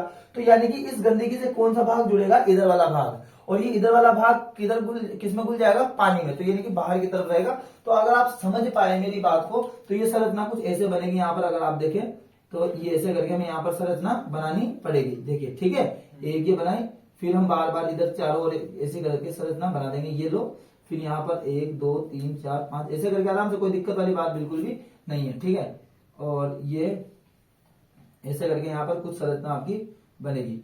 ये वाले जो प्रोसेस में बना रहा हूं इसको बोलते हैं हम यहाँ पर क्या, मिसेल निर्माण। क्या बोलते हैं दोस्तों, मिसेल निर्माण। ये मिसेल का मैंने क्या कर दिया, निर्माण कर दिया। ठीक है, मिसेल निर्माण। और इधर ये वाला भाग जो है वो कौन सा भाग हो गया आपका, आयनिक भाग। बाहर की तरफ कौन सा भाग रहेगा दोस्तों, आयनिक भाग। और आयनिक भाग वाला बोले तो जैसे इसको मैं लिख दूंगा Na+, इसको मैं हम लिख देंगे Na+, क्योंकि मेरा जो साबुन है वो कौन सा है, सोडियम लवण की मैं बात कर रहा हूँ। आप पोटेशियम लवण की भी बात कर सकते हो, तो यहाँ Na+ की जगह K+ भी आपके हो जाएगा। ठीक है, ये Na+ मैंने लिख दिया। और ये जो है ये क्या है आपके, गंदगी है, तेल या गंदगी। तो यहाँ पर मैं लिख देता हूँ ये क्या है, गंदगी है। और ये हो गया आपका आयन। क्या हो गया, ये आपका आयन। ठीक है भाई दोस्तों। अच्छा, और बस इसी प्रोसेस, इसी प्रक्रिया के माध्यम से आपके कपड़े धुलते हैं। ठीक है, तो ये मिसेल निर्माण, इस प्रकार मिसेल का निर्माण होता है, इसे कहते हैं मिसेल का निर्माण। तो ये मिसेल का निर्माण करते हैं जहां पर क्या होता है, साबुन अणु का एक सिरा तेल की बूंद की ओर होता है। देखिए साबुन अणु, ये साबुन का अणु है जिसका एक सिरा, ये वाला सिरा, ये कार्बन श्रृंखला वाला भाग जो जल से नफरत करता है, ये किधर रहेगा, गंदगी की तरफ रहता है। ठीक है, तो एक सिरा तेल की बूंद की ओर होता है, जबकि आयनिक सिरा बाहर की ओर होता है। देखिए आयनिक सिरा बाहर की तरफ है कि नहीं है, बाहर की तरफ होता है। यह पानी में एक इमल्सन बनाता है और इस प्रकार साबुन कपड़ों से गंदगी निकाल देता है। इमल्सन बनाता है मतलब ये गंदगी को घोल देता है इसके अंदर, है ना। और इस हिसाब से जो है वो कपड़े हमारे साफ हो जाते हैं। ठीक है, तो मुझे आशा है कि दोस्तों आपको ये मिसेल निर्माण समझ में आया होगा। ठीक है, और इस प्रकार ये चैप्टर कंप्लीट हो चुका है। तो दोस्तों अगर आपको ये वीडियो बहुत शानदार लगे तो प्लीज जितने भी बच्चे हैं, जितने भी आपके जान पहचान में जो 10th क्लास के अंदर पढ़ रहे हैं उन तक इसको पहुंचाए, क्योंकि मैंने इस वीडियो के अंदर जो मोस्ट इंपोर्टेंट जो आपके एग्जाम में आने वाले क्वेश्चंस है उन्हीं टॉपिक्स को मैंने कवर किया है। तो प्लीज इसको ज्यादा से ज्यादा आपको शेयर करना है, और कोई भी डाउट हो तो आप कमेंट सेक्शन में लिखें, हम उन डाउट्स को देखेंगे और उसके बाद उसका वीडियो बना के आप तक जरूर पहुंचाएंगे। ठीक है, तो थैंक यू वेरी मच, और चैनल को सब्सक्राइब करें।